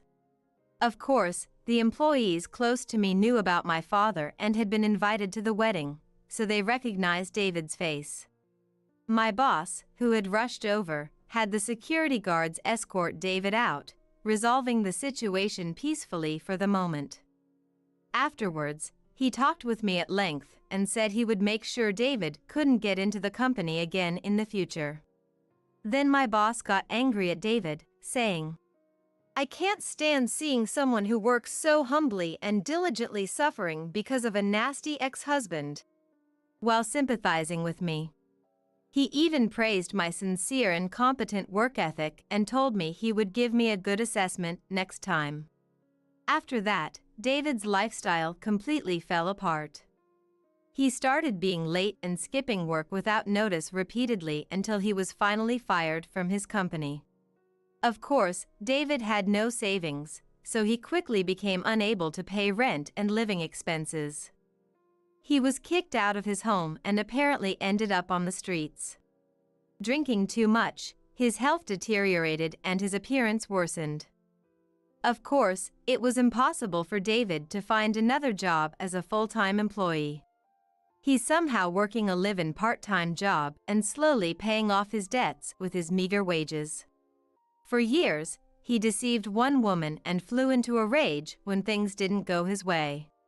He couldn't manage himself properly at all, going with the easy flow and continuing to indulge himself. Such a self-centered and immature man is now being forced to endure a constricted lifestyle. Actually, there was still something I was hiding from David. The apartment that belonged to my father, where I'm living now, is in a prime location in the city and has considerable asset value. After living here for a while, I'm considering either finding a new home or selling this apartment if I ever find a new partner. And it's not a lie that I donated the inheritance, but it wasn't the entire amount as I told David. The will stated that I could use it as I liked, but that I should use a little for myself. My father seemed to have seen through the fact that I, who had long been interested in activities to save children around the world, would donate to organizations. I won't betray my precious father. That's why I decided to keep a little for myself, as per my father's will. $500,000, which is 1/4 of the inheritance, is in my account now. Of course, I won't use it for brand name goods to show off or for valueless entertainment. I want to use it carefully for my own future. I'll leave the kid for you to take care. As I wondered what he meant, Thomas uttered something unbelievable. Apparently, he was taking advantage of our current separation to live with his affair partner. He wanted to divorce me, right after my mother passed away, to marry his mistress. I had heard that separation is often treated like divorce, making it hard to claim compensation for infidelity after separating. Not caring anymore, I hung up the phone. 3 days later, I had 23 missed calls from Thomas on my mobile phone. But I thought his actions were despicable and didn't respond, just blocked his number. However, Thomas was persistent. He even sent texts through social media, which he normally never uses. That's when I decided to fight back against Thomas.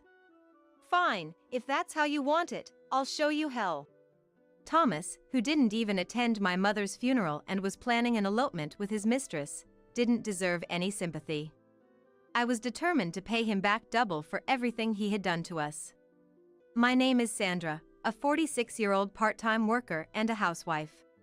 My family consists of my husband Thomas, a year older than me, and our 16-year-old daughter in high school, Margaret. We lived in a small apartment in the countryside. I got married when I was 23, but after discovering I was infertile, it took 5 years of fertility treatments to finally have our long-awaited daughter. But after Margaret was born, I struggled with first-time parenting. Gradually, I lost my peace of mind and left the company I worked for, temporarily becoming a full-time housewife. In our society, whenever Margaret got sick, her mother, was called to accompany her to the hospital. This was what led me to quit my job. It wasn't that I hated caring for Margaret, but my boss indirectly suggested I resign, and I couldn't bear it and ran away. Eventually, staying at home all the time seemed depressing, so I put Margaret in daycare and started earning a bit as a part-time worker. Both Thomas and I couldn't forget the hardship of 5 years of fertility treatment, and we eventually settled on having just Margaret. I first noticed something was off with Thomas when Margaret was in upper elementary school. Margaret was academically gifted, so I really wanted her to try for private middle school. Margaret was positive about the idea of middle school entrance exams, and we even attended open campus events together to choose the best school. Thomas earned enough for us to live comfortably, even with me as a housewife. Plus, I was prepared to use my savings from before marriage or untouched part-time earnings for Margaret's education funds. But Thomas was adamantly against it. No. He was unyielding in his refusal to let Margaret take the exams.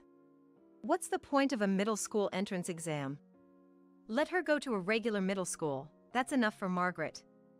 Isn't the entrance exam something for daughters of company presidents or something? No matter how I tried to convince him, Thomas stubbornly refused. Finally, losing patience, I told Margaret, "You can take the exam if you want. I want to support what you want to do. Just focus on your studies without any worries." But Margaret just shook her head, looking sorry. She probably hated seeing us argue over her future. That's when I realized it. I shouldn't be showing this side of us to our child. I started to be extra careful not to get into intense arguments with Thomas for Margaret's sake. That marked the beginning of a life walking on eggshells around Thomas. But the more I tried to be careful, the more sensitive I became, and even trivial things would turn into arguments. Hey, I've been meaning to say this for a while. Isn't this stew too salty? I've always hated this kind of seasoning. Thomas suddenly confessed that he never liked my cooking. After our argument about the entrance exam, it seemed like he no longer held back. He started criticizing without care.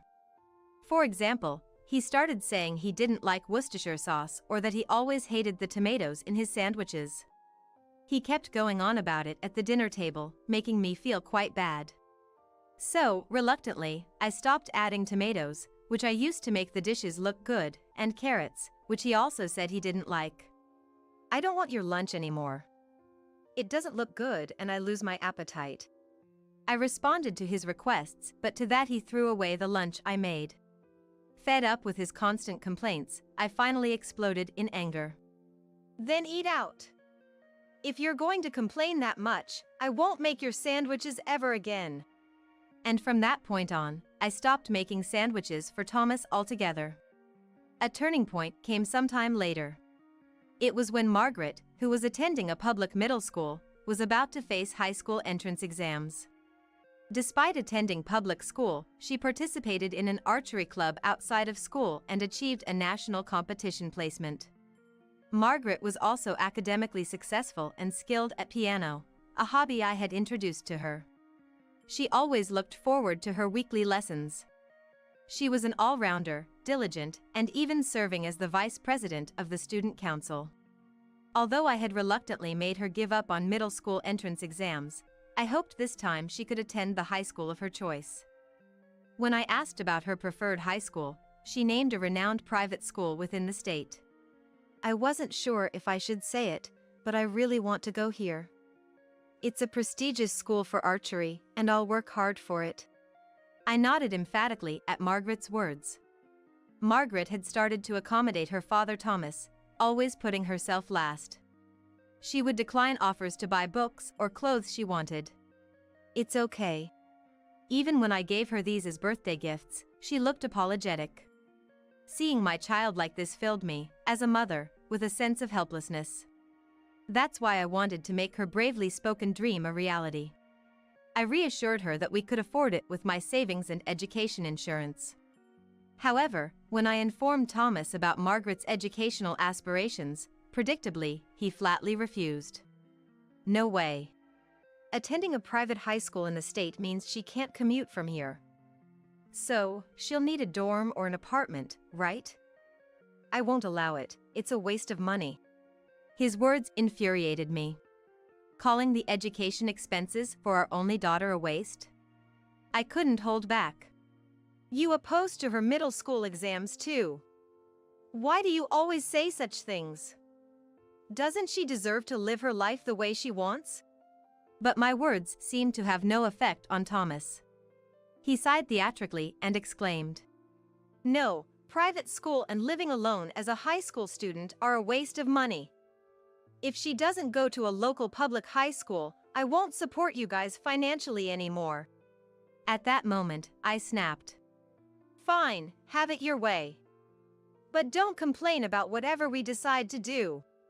I'll figure it out, so you go ahead and apply to the high school you want. There's no need for you to compromise this time. Okay? Do as you wish. I encouraged Margaret again, but she looked worried. But she hesitated. Even so, I repeatedly reassured her. It's okay. And it seemed that Margaret had made up her mind. The following spring, Margaret successfully got into her first-choice high school. Mom, I did it. Margaret returned from school with a beaming smile and shared the news. There's no parent who wouldn't be overjoyed at their child's successful high school entrance. I made a red velvet cake and praised her like crazy. Although there were tough times, she had done well. However, Thomas, not celebrating this achievement, said something awful. As promised, you take care of Margaret and yourself from now on. I won't contribute to the household expenses anymore. And just like that, he coldly stated his decision and stopped providing for the household expenses. Margaret would be moving into the high school dormitory soon. For me, knowing that my parenting phase was somewhat coming to an end and having already decided to work as a regular employee at a hospital where an acquaintance worked, I didn't think I would struggle financially. Therefore, Thomas's words and actions didn't bother me anymore. Months had passed since Margaret started high school. She had adapted to her new life, and I was relieved to hear that. I was working part-time, similar to full-time hours, at a hospital where an acquaintance worked, with an expectation of being made a full-time employee soon. I thought we wouldn't struggle financially. Thus, Thomas's words and actions didn't bother me anymore. Although Thomas and I hadn't divorced yet, we had been living separately for months after he moved out to a different apartment. I was busy with my new life, but realizing I could live without Thomas, I planned to divorce him as soon as everything was ready. I assumed Thomas wouldn't want to continue this separation forever either. Believing this separation would end one way or another, I went to the city office to get divorce papers. But then, I received devastating news. My mom back home had passed away. When I got the call from my dad, I was so shocked that I collapsed. Mom had always been frail, in and out of hospitals since I was young. I remembered praying with Dad for her successful surgeries. I knew she had been battling cancer for a year now and understood that her time was limited. Still, the news of her passing was hard to accept. Dad, having lost his lifelong partner, looked utterly defeated and downcast. He clearly lacked the strength to act as the representative of the family at the funeral. So, I stepped up to take on that role. Being an only child, there was no one else who could do it. Dad weakly smiled at my offer. That would be a great help, he said in a faint voice. We hadn't told anyone about our separation, not even Dad or our acquaintances. So, I thought it best to invite Thomas to the funeral. I quickly sent him a text with details about Mom's passing and the funeral arrangements. As expected, there was no reply. On the day of the funeral, Thomas didn't show up, and Margaret, who had come home for the occasion, muttered, "He's the worst." Even Dad, who looked so frail, was angry, feeling insulted for his wife and daughter. I had my own grievances against Thomas, but now wasn't the time for that. Both of you, I feel the same way. But do you want to send her off with angry faces? Mom always said, nothing can beat a smile, didn't she? My words reminded Dad and Margaret of Mom's cheerful nature. We managed to regain our composure and give Mom a proper send-off. That night, Thomas finally called back, but with an insensitive remark. "I'll leave the kid for you to take care." In such a situation, what was he thinking? As I silently pondered, Thomas, unasked, began to talk volubly.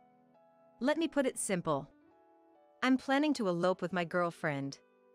She's younger and cuter than you." Apparently, he was living with his mistress, using our separation to his advantage, and wanted to divorce me right after my mom's death so he could marry her. I've heard separation is often treated like divorce, making it hard to claim alimony for infidelity afterwards. But for me, such things didn't matter anymore. "Oh, really? Do as you please," I replied and hung up the phone. 3 days later, I had 23 missed calls from Thomas on my mobile phone. Thinking how despicable he was, I didn't respond and blocked his number. When he realized I wasn't going to answer the phone, he started sending apologies through social media. That's when I decided to fight back against Thomas. Fine, if that's how you want it, I'll show you hell. Thomas had declared abandoning me and Margaret at the time of my mother's funeral, and on top of that, he was planning an elopement with his mistress. Mercy was unnecessary for someone like him who had mistreated us. I decided to pay him back double for everything he had done. I immediately texted to Thomas. "Let's meet tomorrow."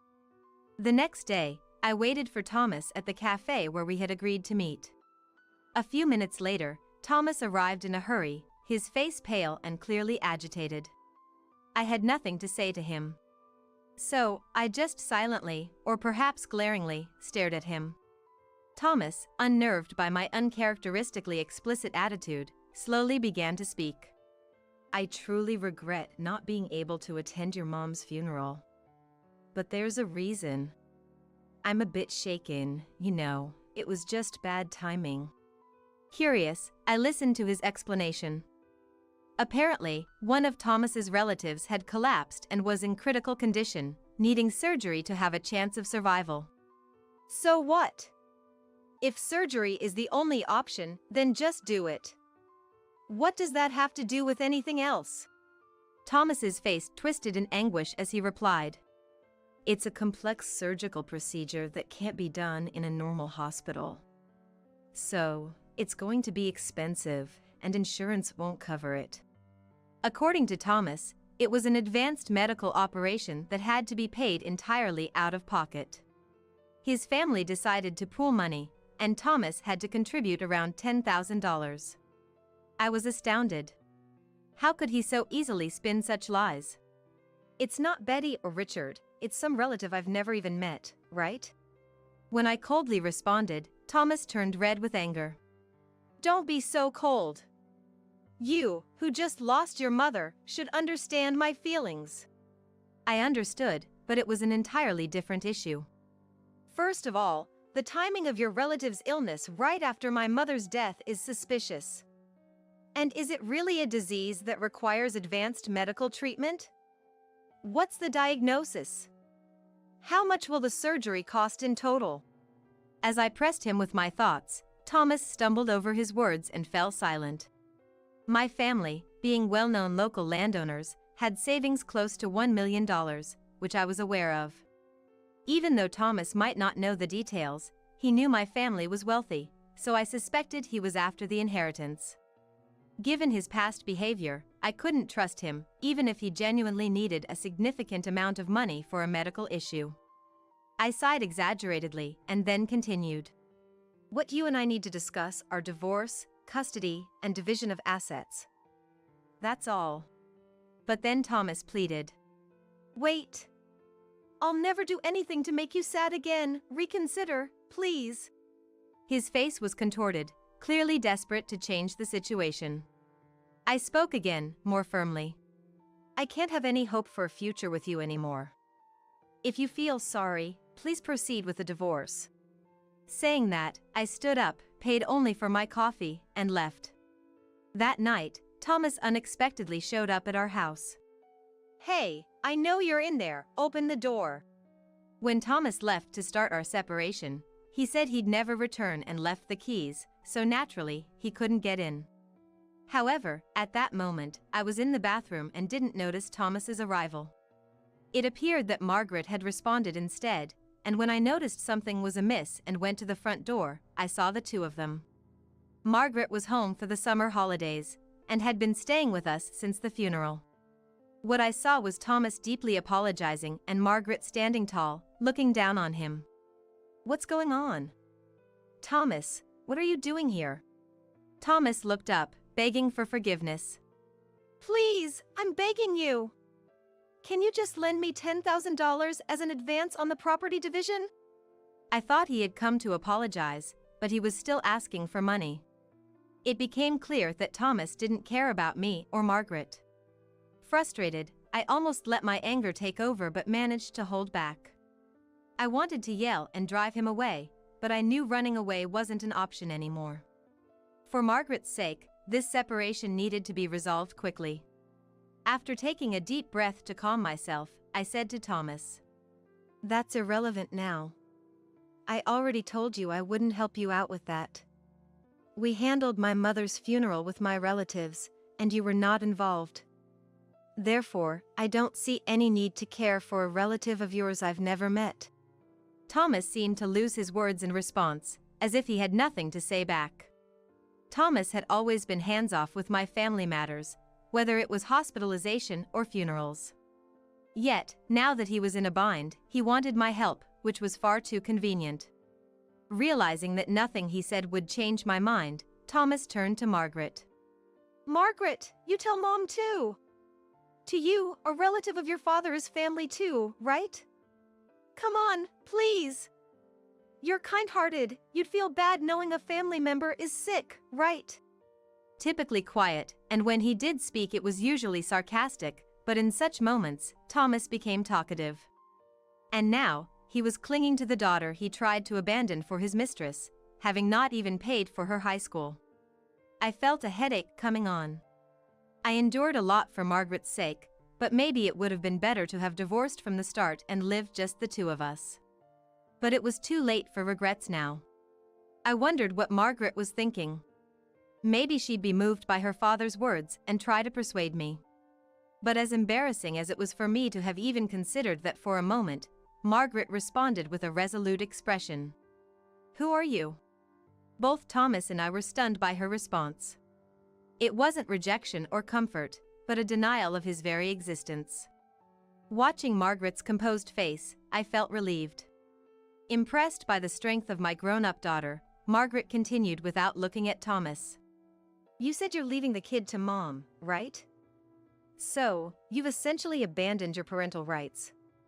You're divorcing Mom and going with your mistress, aren't you?" It seemed Margaret had overheard my phone conversation with Thomas. I thought I had been discreet, but she must have had her own thoughts about her father not attending the funeral. To her, a man who was separated and unfaithful, saying he didn't need her, was nothing more than a stranger. She declared him an outsider. That left Thomas utterly devastated, frozen in place. Margaret sighed deeply and glared at him. "After all the obstacles you've put in my path, don't try to act like a father now. To me, the only parent is Mom. I don't care about someone who didn't even show up for my beloved grandmother's funeral." Thomas stayed motionless for a while, but gradually seemed to grasp Margaret's words. Rising up with a furious look, he stared at Margaret. You ungrateful child. Do you know how much I've sacrificed for you?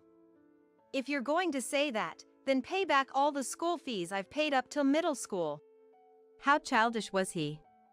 Who demands repayment for raising their own child? It made me nauseous to think he was my husband. Thomas, about to say something more, stepped closer to us. Margaret, sensing fear, stepped back. But just then, we heard the siren of a police car and saw it stop in front of the apartment. Thomas halted his advance and slowly turned around. Outside, the people I faced were our neighbors, their expressions even more daunting than Thomas's. Caught up in the commotion with Thomas, I hadn't realized I left the front door open. The walls of the apartment are thin, and many people were home during the evening hours. A neighbor, having heard the ruckus, apparently called the police.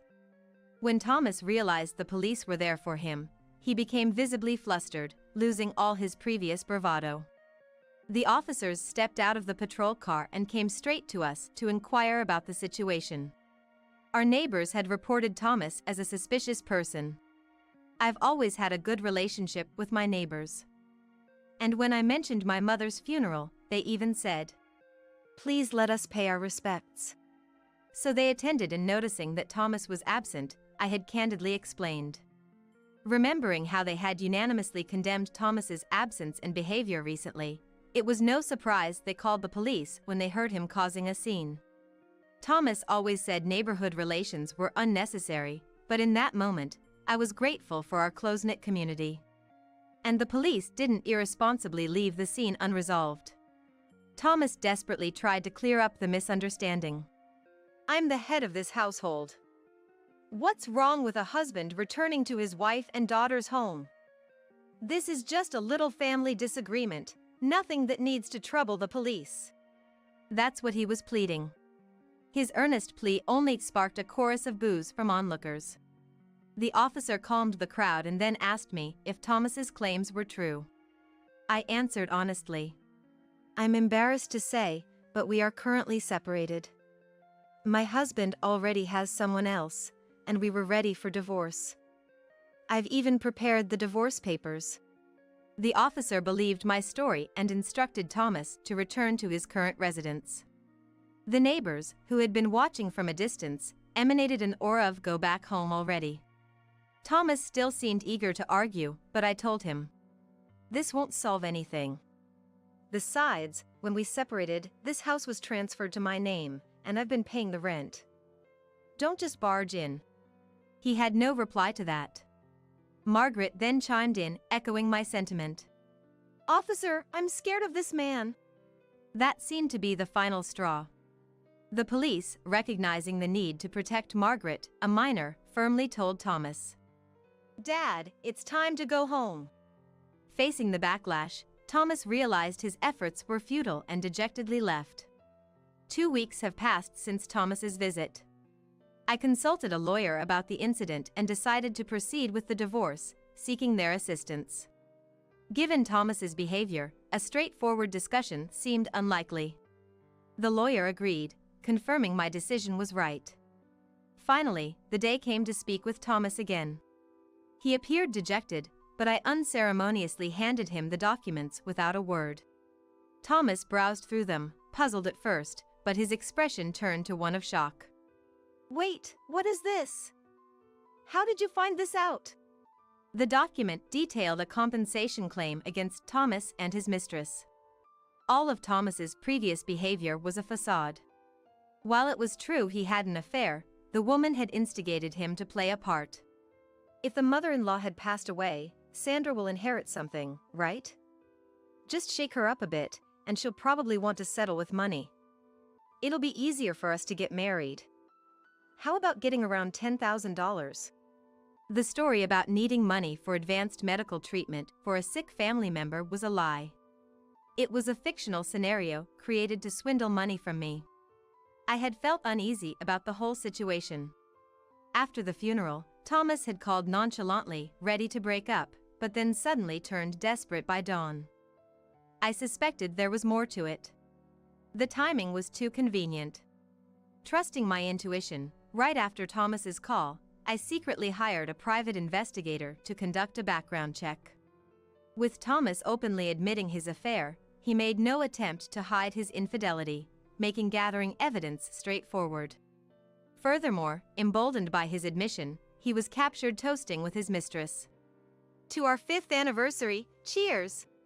This meant Thomas had been having an affair for 5 years, even before our separation when our marriage wasn't yet in disarray. This meant I could claim compensation. Confronted with his lies exposed, Thomas began to tremble. His hands weakened, dropping the stack of papers on the desk. His eyes became vacant, his mouth moving as if searching for words. After 5 minutes, he managed to utter, "What should I do?" I leaned forward as if I had been waiting for those words. I'll be claiming $30,000 from you as compensation for the affair and the emotional distress you've caused me. And from the other woman, $10,000. These amounts were the maximum claimable according to standard rates. Thomas panicked at the hefty sum. I can't pay that. I mean, if I do, it will ruin my life. His excuses were expected. So, I presented an alternative. Then let's settle it with compensation in the form of property division. But child support is a separate matter. You'll pay for all of Margaret's expenses, including her high school and future college fees. Faced with Thomas's refusal, I pressed on. If you default, I'll go to court for enforcement. Your employer will be notified, and the amount will be deducted from your salary. Faced with this reality, Thomas reluctantly signed the documents my lawyer had prepared. This marked the end of our long battle. Afterwards, Thomas and I officially divorced, and the financial matters were settled through compensatory property division. Thomas had nearly no savings due to funding his mistress. So in the end, I was only able to protect the savings I had diligently amassed. Naturally, Thomas ended up with nothing from the divorce, a significant blow to him. Concerned about his employer finding out, he has been diligently paying child support every month. Margaret, as if to spite him, studied hard and got accepted into a prestigious private university. I can only imagine the look on Thomas's face when he received the bill for her tuition.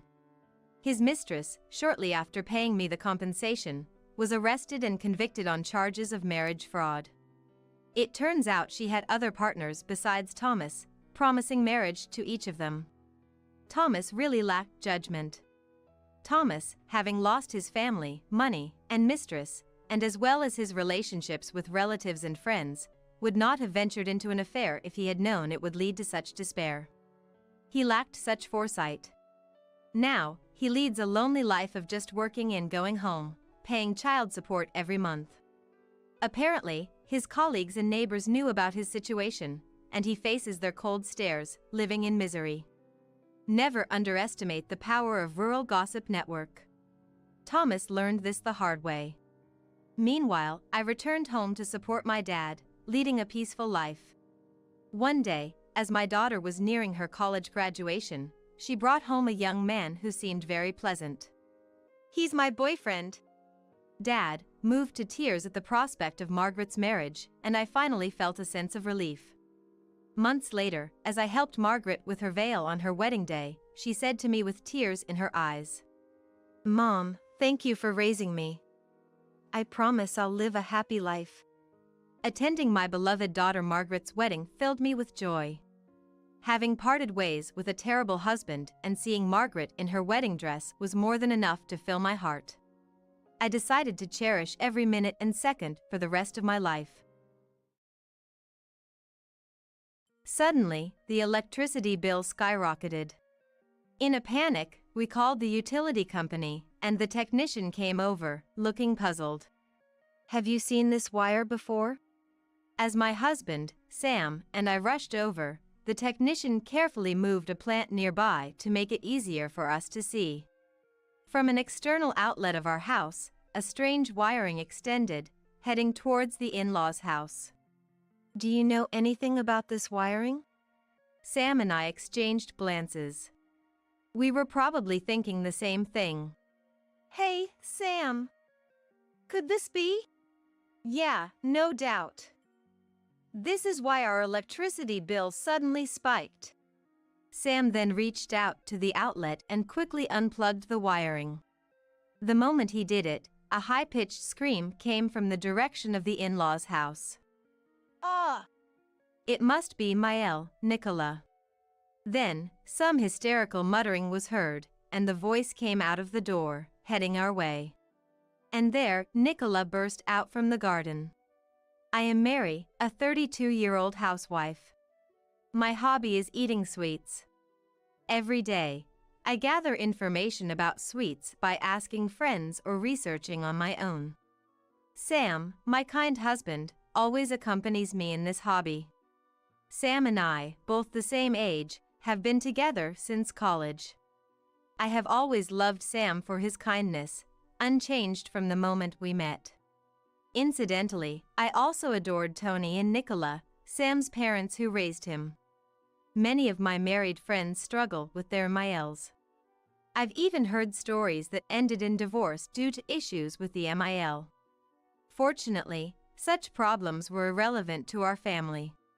Nicola, who shares my love for sweets, always delights in the treats I bring over, and my FIL, Tony, though a man of few words, always gives a sense of comfort with his constant smiles.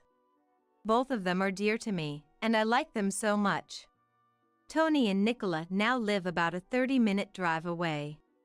Not too close, yet not too far, just the right distance. But sometimes, I think, would it be possible to live together with such a couple? Not that I want to live together. But, perhaps, it could work out well. I was fond of them to the point of entertaining such thoughts. However, the world isn't always so sweet, as I would later come to realize the truth. One day, I was baffled by the news Sam shared with me. What? Tony and Nicola? Turns out, Tony and Nicola were moving into the vacant house next door to us. I had assumed their in-laws' house was owned, but it turned out to be a rental. They were considering moving since their place was getting old. And when they found out the house next to ours was vacant, they set their sights on it. It was an unexpected close-distance living arrangement. I was instantly overwhelmed by anxiety. We had been getting along fine with Tony and Nicola, but would it continue to be okay? Living next door meant we could see each other every day if we wanted. I liked Tony and Nicola, but seeing them every day might be too much. But it was too late to say, "It's too close, so please don't move in." When Sam heard about the move, he gently advised Tony and Nicola that it might not be a good idea. However, they didn't listen, saying, "We're so close now, it'll be fine." I wanted to kick myself for my previously optimistic thought that living together could be possible. As my anxiety grew, Tony and Nicola moved in. Though I greeted them warily, things seemed fine at first. We kept a good distance, and some boundaries were established. But as they settled in, Nicola began to cross those boundaries. That was the force that overcame all the actions we didn't want her to do. Unannounced visits became the norm, and when she came over, they acted as if our house was her own. Not only that, but our actions seemed to be constantly monitored. Then, after finishing an unannounced visit and dinner inspection one day, Nicola made an outrageous suggestion. "Hey, Mary, I've been thinking, why don't you stop locking the door?" What? I couldn't believe my ears. Because can you believe it? In this day and age, Nicola was suggesting we keep our house unlocked, making it accessible to anyone at any time. That's not reassuring at all. Of course, it's unwelcome. Ever since Nicola moved in, even the doorbell ringing startles me, and now there's the added possibility of Nicola slipping into our house unnoticed. Again, of course, that's unwelcome. Given how dangerous things are these days, I guess not locking the door does feel a bit scary, I said with a smile, trying not to offend, but Nicola frowned. Oh, Mary, you worry too much. But it's okay. Once we get to know the neighbors better, I'll make sure they look out for us. Until then, well, Tony and I are around. We'll be popping by often, she said, her words coming from a place of goodwill, which I appreciated. That's why I couldn't say that her frequent visits were becoming a burden. But there's only so much one can take. Last week, Nicola came over every day for 7 days. I end up having tea with Nicola at our house every day. It's no wonder frustrations arise when we're together so much. I've really come to understand that maintaining distance is crucial in the relationship between a mother-in-law and her son's wife.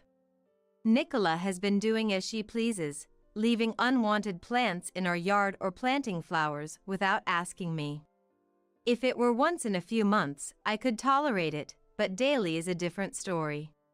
Regarding the locking of the doors, Nicola has brought it up several times since. I've managed to convince her by emphasizing security consciousness. But then, Nicola started asking for a spare key.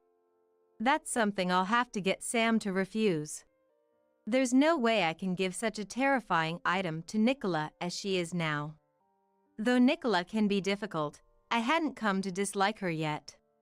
Her meddling comes from a place of kindness. I felt more guilt about rejecting her than anything. But over time, my feelings started to change. Whether it's me who has changed, Nicola, or both, I can't say.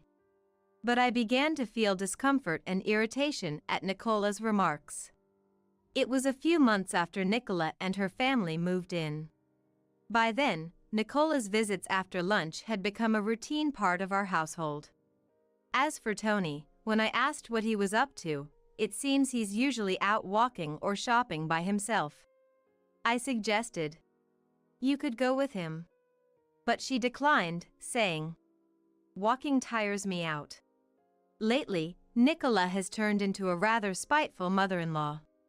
When I make tea, she used to simply thank me, but now she always has a complaint: it's lukewarm or it's too weak. Whenever she opens her mouth, it's either gossip or criticism. Being with Nicola makes me feel negative. Yet, I can't just refuse her, so I nod along and force a smile. It's terrible, isn't it?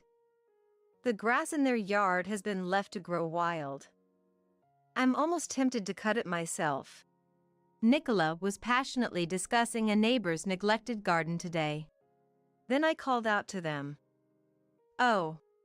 She stopped talking suddenly, so I instinctively followed her gaze, which had turned towards the bookshelf. Perhaps she found a book that interested her. It would be nice if we could read together in silence. "Did you find a book that interests you?" I was about to stand up and head to the bookshelf when Nicola reached for something not on the bookshelf but on the shelf next to it. Nicola! That's not okay. I saw what she had taken and reached out hastily. But Nicola opened it with an unaffected expression. "Oh my! Just look at this, Mary. Didn't we overspend last month? Look at this electricity bill. It's twice what we pay at our house." Nicola was looking over our household budget book as if it were a gossip magazine. "Please stop. Give it back," I said, snatching it away, and Nicola laughed. "No need to panic. It's just that, Mary, you seem a bit bad at saving, aren't you? Poor Sam, having a wife who can't save money. You should try a little harder, okay?" I could feel my face getting hot. The cover and spine clearly labeled it as a household budget book. Yet, the audacity to open someone else's budget book was unbelievable. And sweets, too. I love sweets as well, so I understand, but a wife who can't save shouldn't be entitled to sweets, should she? Nicola went on to criticize me for spending too much on groceries and unbelievable electricity bills. Then bragged about how good she is at saving. After a while, she seemed satisfied and left. After Nicola's departure, I was so frustrated that I couldn't stop crying. The stress might have been building up. I just can't take it anymore. I cried until Sam came home. "Mom's words don't have to bother you. I know it's hard. I'm really sorry. I'll tell her not to come over anymore." "Thanks, I appreciate it." After being comforted by Sam, I felt a bit better and decided to discuss something else. It was about the electricity bill. Just like Nicola pointed out, it was high. There hadn't been any changes, yet the bill had suddenly spiked these past few months. I was concerned, but dealing with Nicola had distracted me. Sam looked at the electricity bill and frowned. "This is definitely strange." "Yeah, isn't it? The next bill is coming soon, right?" If it's still odd, we should contact the power company. A few days later, a bill arrived for over $1,300, more than double the usual. We hurriedly decided to have the power company come and check. The power company employee thoroughly inspected everything. Then, we were called over to see something peculiar. Did you know about this line? Rushing over, the employee moved a plant nearby so we could see better. Hidden by long leaves was an external outlet we hadn't used since the house was built, having completely forgotten about it. From that outlet, as the employee had said, a wire extended towards the in-laws' house. Do you know anything about wire? Sam and I looked at each other, likely thinking the same thing. Hey, Sam. This means... Yeah, no doubt. This is why our electricity bill suddenly increased. Just to be sure, we followed the wiring with the employee. Pushing aside hedges and overgrown weeds, we found the wire indeed entered the in-laws' house shed. We couldn't see where it connected from there, but it was clear the in-laws' house was involved. The employee's expression hardened. Should we call the police? No, it might come to that, but let's talk first. This house belongs to our parents. The employee, tense at first with the suspicion of electricity theft, relaxed upon learning it was a family home. Is that so? Then I'll leave it to you. Thank you for coming out. We really appreciate it. We escorted the employee back to our driveway and watched him leave. After saying goodbye, we faced each other, thinking. Sam sighed deeply, holding his head. I'm sorry for having such a mom. Don't worry about it, or I can't really say that. What do we do now? Tony and Nicola were probably home, as usual. Should we go talk to them now, or plan a strategy first? Sam, hand over his mouth, walked towards the external outlet left exposed after the employee moved the plant. Earlier, the staff avoided the plant, so I could clearly see the external outlet. Thinking about it, Nicola placing the plant there might have been to hide it. It felt wrong to suspect her, but it seemed the only logical explanation. What's this connected to? Sam then reached for the outlet and quickly pulled out the wiring. Is it okay to pull it out? I just did. Thinking about them taking electricity from our house all this time makes me angry. Well, the employee is a witness. They can't talk their way out of this. If needed, we have that. You're right. I nodded in agreement. That's when it happened. Ah! A high-pitched scream came from the in-laws' house. It must have been Nicola. Next, some hysterical mumbling, then the voice moved towards the door and headed our way. Nicola burst out of the house towards the garden with force. Wow! She hadn't expected anyone to be there. Seeing us, Nicola exclaimed in shock. Oh! You scared me! What are you doing there?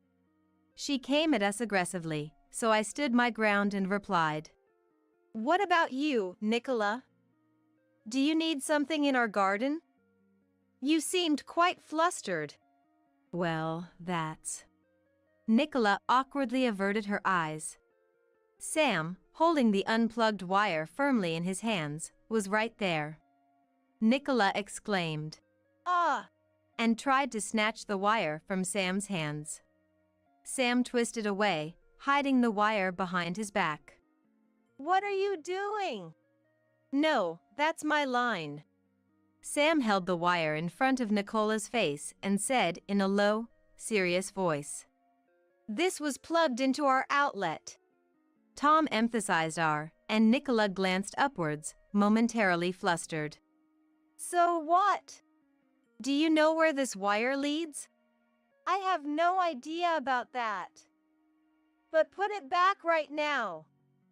It's causing trouble over here because it's unplugged. She demanded it should be plugged back in without knowing where it leads. And she is claiming harm from it being unplugged. That was as practically an admission of guilt. Yet, Nicola seemed unapologetically frantic. The reason for Nicola's panic was clear. I stood next to Sam, smiling brightly. Nicola, please calm down. We can't plug in a wire when we don't know where it leads. This is our outlet, you know? It's fine to plug it in. Just a bit won't hurt. So. Oh. Nicola, you've always told me not to waste electricity, even a little, and that Sam is unfortunate to have a wife who can't even save on electricity. You said that, didn't you? Well, that's. Nicola was restless. It's too late, she murmured softly, almost panicking. What time is it now? It's 9:57 a.m. It's no use now. With that, Nicola ran off, stumbling as she went. Sam was puzzled by Nicola's bizarre behavior, but I knew the reason. I whispered to Sam. What? So that's what it was. Maybe if we wait at home, they'll come by eventually? Sounds like it. Sam threw the wire down, and we headed back inside.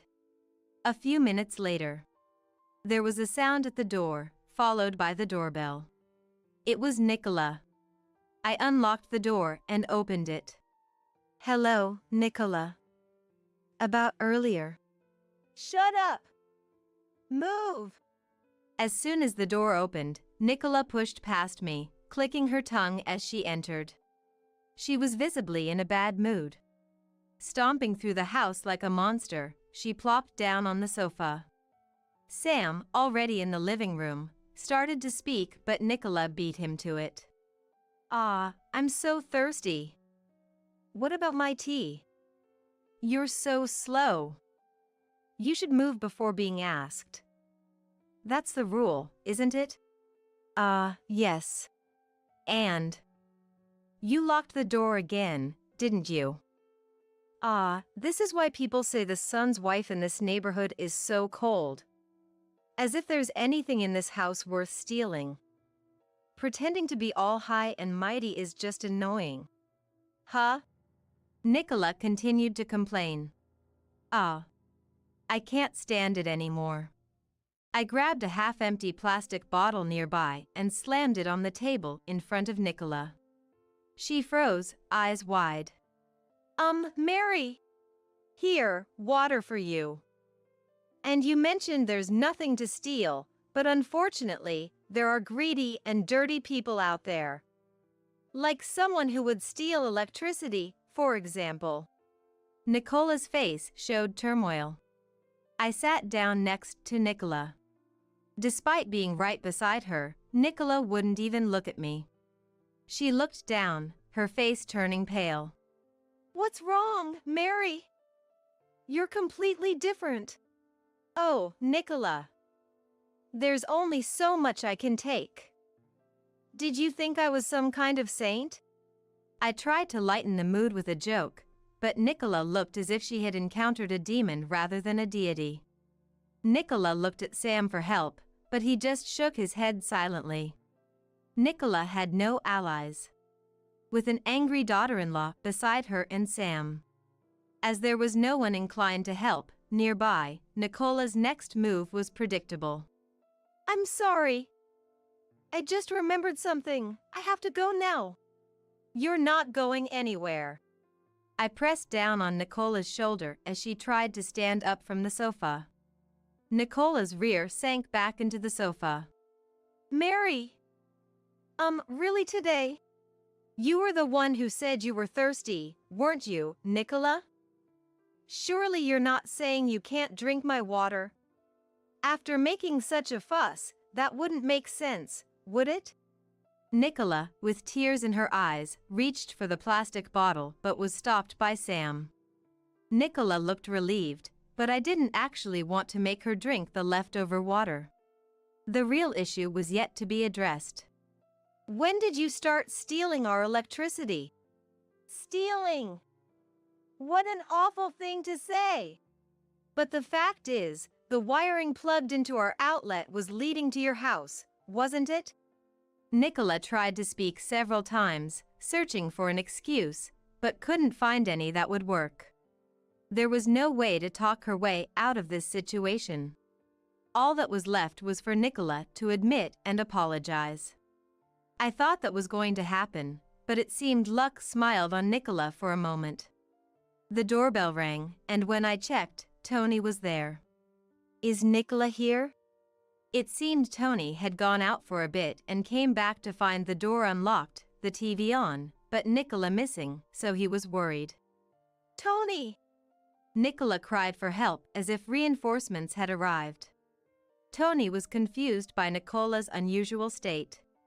Then, Sam explained everything from the beginning. After thinking for a moment, Tony slowly said, "Isn't there some mistake here?" It's hard to believe at first that his wife was secretly stealing electricity from his son and daughter-in-law's home. So, who did the wiring? Do you expect me to believe a stranger came and connected our houses? Tony crossed his arms and pondered again. Then he agreed. Well, we should probably go and see it. And stood up. But Nicola tried to stop him, flustered, but Tony asked Sam to show him to the outlet.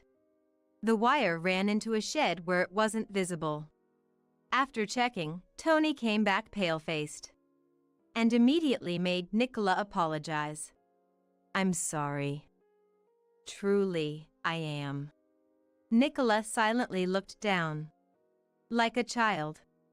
According to Tony, the wiring was connected via an extension cord to a battery and Nicola's computer. The battery was bought when they moved in. She was advised to charge it during cheaper, nighttime rates, and using it during the day was cost-effective. Nicola had been doing exactly that. Initially, it was just that, but then she started plugging in her computer and other appliances since there were free sockets on the extension cord. Eventually, she used our electricity day and night. Nicola justified her actions by saying it was more cost-effective. It was infuriating enough that she had been stealing electricity. But even more so that she had looked down on me while lying all along. You've been saying how pitiful Sam is for having a wife who can't save, or criticizing me for buying sweets while being unable to save. Remember? That's the truth, though. Her lack of remorse was almost impressive. Saving by using someone else's electricity isn't saving. It's just a crime. I continued. And don't think we'll just let this go because we're family. If you sincerely apologize, that's one thing. But if you keep this attitude, we'll have to involve the police. Nicola looked surprised. As if she thought getting caught would be the end of it. What kind of daughter-in-law are you? To betray your own family. Don't talk like that. We just want you to make amends because we are family. As I reached for my phone, Nicola panicked and lunged at me. Sam quickly restrained her. There's no evidence. With everything laid out like this, you still need evidence? Let me tell you something conclusive. I pointed towards the roof. Nicola squinted. Then realized. Yes, our house is equipped with security cameras, which happened to cover the area around the outlet. Nicola murmured a small, "Ah." Is this enough for you? And one more thing. There's more? The reason you were in such a hurry today was because of the release of limited edition sweets, wasn't it? No way. I smiled. Yes. I had a friend get them for me, so I managed to secure them. If you hadn't been busy stealing electricity, you might have been able to get them on your computer, too. Too bad. Nicola trembled and then sat down on the spot. After discussing with Sam, we decided against reporting Nicola to the police. She had admitted to it, and we had evidence, but it was too much hassle, and being family, it might get brushed off. Instead, we decided to get a proper apology and compensation for the electricity from Tony and Nicola. It was awkward living so close, but it had to be done. Tony and Nicola, perhaps feeling awkward too, eventually moved back to their old house. Apparently, word got out about the electricity theft, and Nicola became the subject of rumors. Nicola was devastated and wanted to return to their original home. It turns out Nicola thought she was good at neighborhood relations. But in reality, people were just being polite. After paying us, Tony and Nicola were left with little money. But we would not help them. They needed to save on their own, especially on their beloved sweets. As for me, now that Nicola is gone, I'm enjoying my life, deciding which sweets to buy next with the electricity bill back to normal.